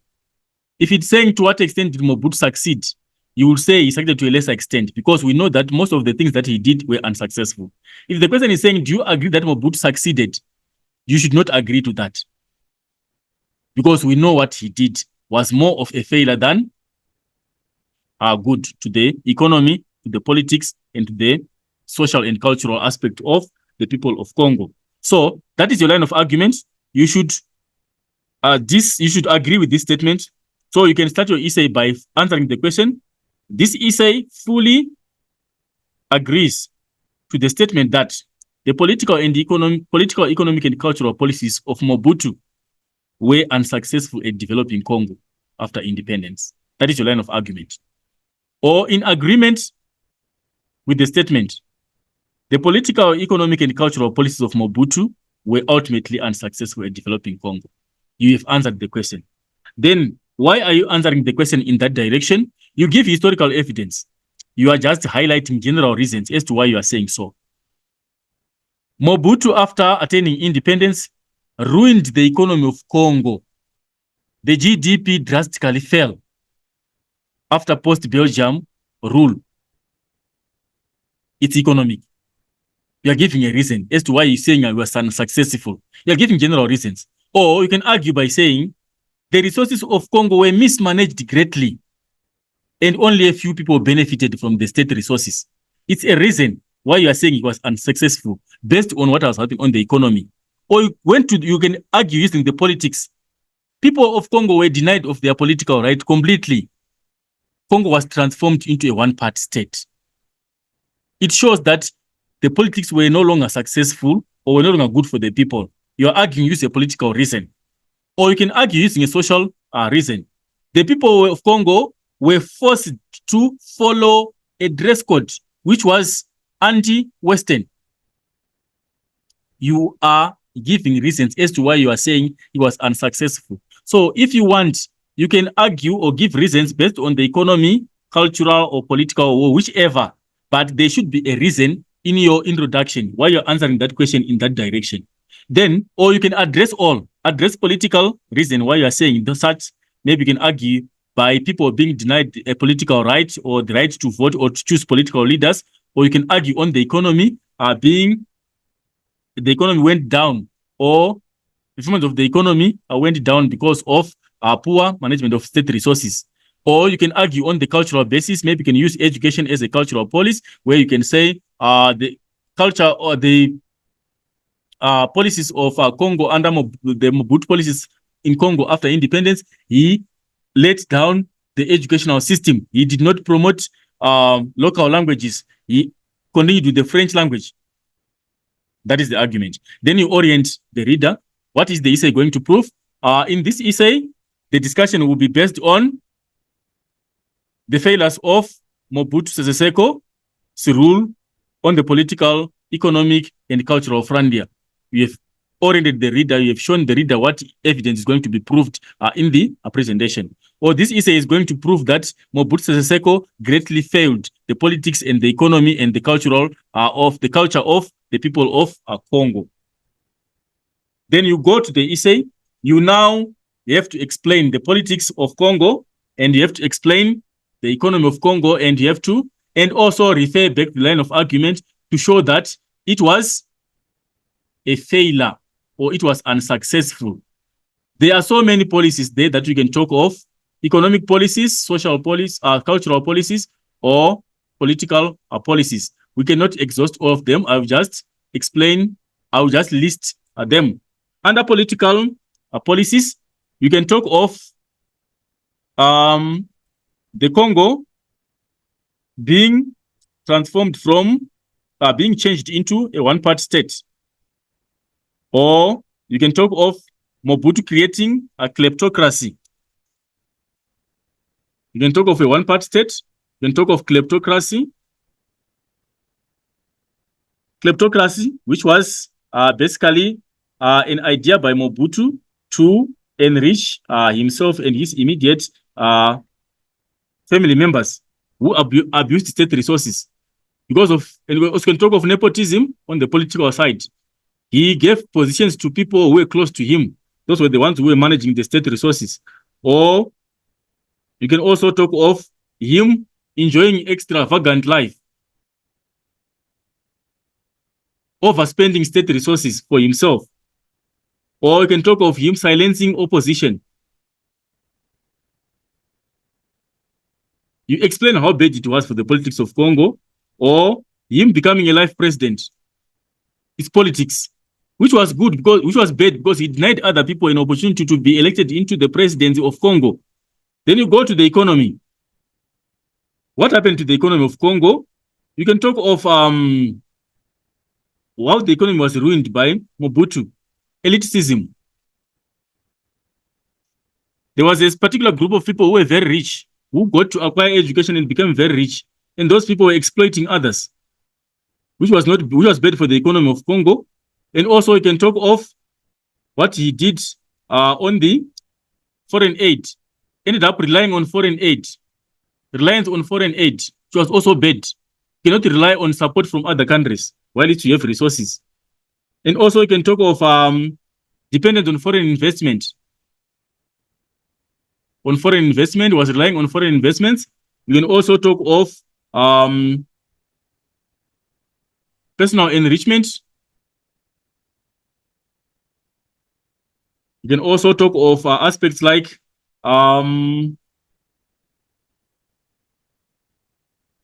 things like nationalization.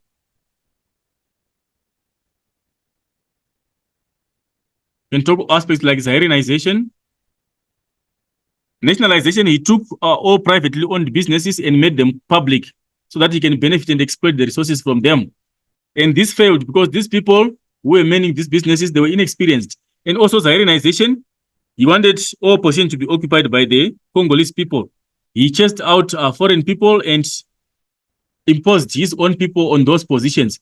Those people were inexperienced and they ended up ruining those businesses. They failed to manage them. At the end, the economy went on a downturn because of such policies. You explain those things and you link them to the line of argument to show that it was an unsuccessful measure which was taken by him in an attempt to resuscitate the economy after independence. Then you can also go to the social policies. You can also talk under social policies, talk of the dress code.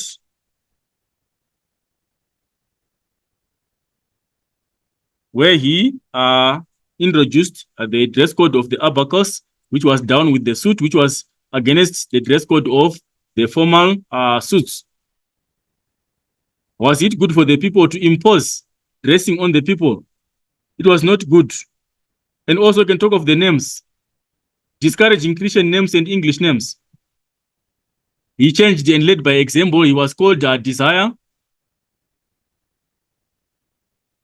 Mobutu. And he changed his name as an example. And also, he was threatening the missionaries not to baptize people and giving them Christian names. You explain how bad it was and how it impacted on the people of Congo. Talk of education, where he withdrew state funding on primary education, and it led to decreased attendance in primary, and that affected the education levels. And also, you can talk of non-payment to staff of education and health, non-payment. The teachers and nurses and doctors, they went for months unpaid, which was bad for the economy of Congo, which means he affected negatively the social life of people in Congo. So there are lots of things to explain, but what you should mind is when you're explaining, link back to a line of argument, or you can link back to the next paragraph in your discussion. Right, then you go to the conclusion. You conclude by tying up your argument by showing that whatever you were explaining there on the political front, on the economic front, or on the social front, proved that Mobutu was a failure for the Congo economy or for the Congo society, or he failed the Congo politics. That is how you answer that particular question. And that brings us to the end of our discussion. I hope the discussion was productive enough. We have learned some tips, or you have learned some aspects. What is most important in his history is for you to keep the techniques at your fingertips. It's advisable that every time you attempt a history question, keep in mind the strategies that you should employ and the tactics that you should employ in answering the different questions. Because remember, history is unique on its own. The way you answer essays in other subjects might not be the same way you answer essays in history. So you should always be guided by the principles of answering questions in history, and do not employ principles of other subjects because they might not apply. For example, when you're writing essays in other subjects, you put subheadings and whatever way you write, or you can put bullets when you're writing. In history, we don't do that. You write continuously. There is no heading, there's no subheading, there's no highlighting, there's no underlining. You cannot emphasize a point by highlighting in the essay. You just write continuously. The marker is going to see the point. Do not try to convince the marker that the point is here by highlighting it, or by underlining it, or by boldening it. It's not allowed. You should write continuously. And your paragraphs should follow a specific format. If there's no format for paragraphs in other subjects, Do not adopt that strategy in history, because in history we follow a specific peel method where we are supposed to find each unique paragraph having its own clear point, the point being explained, and historical evidence being given to support, and a line of argument being maintained. You should link back to the line of argument and you should sustain your argument. And that is how unique history essays are. The introduction should have three basics: an answer to the question, and the reason why you are answering the question in that direction, and an elaboration or orientation of what your historical evidence you are going to present in the essay. You go if you want to add background information, that is at your own discretion, at your own expense, at your own time, because there are no marks for the background information. You go to answer the question in the prescribed manner of the peel method for every paragraph.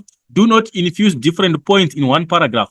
Each paragraph should have a clear point, one clear point that is going to be explained and developed into a full paragraph.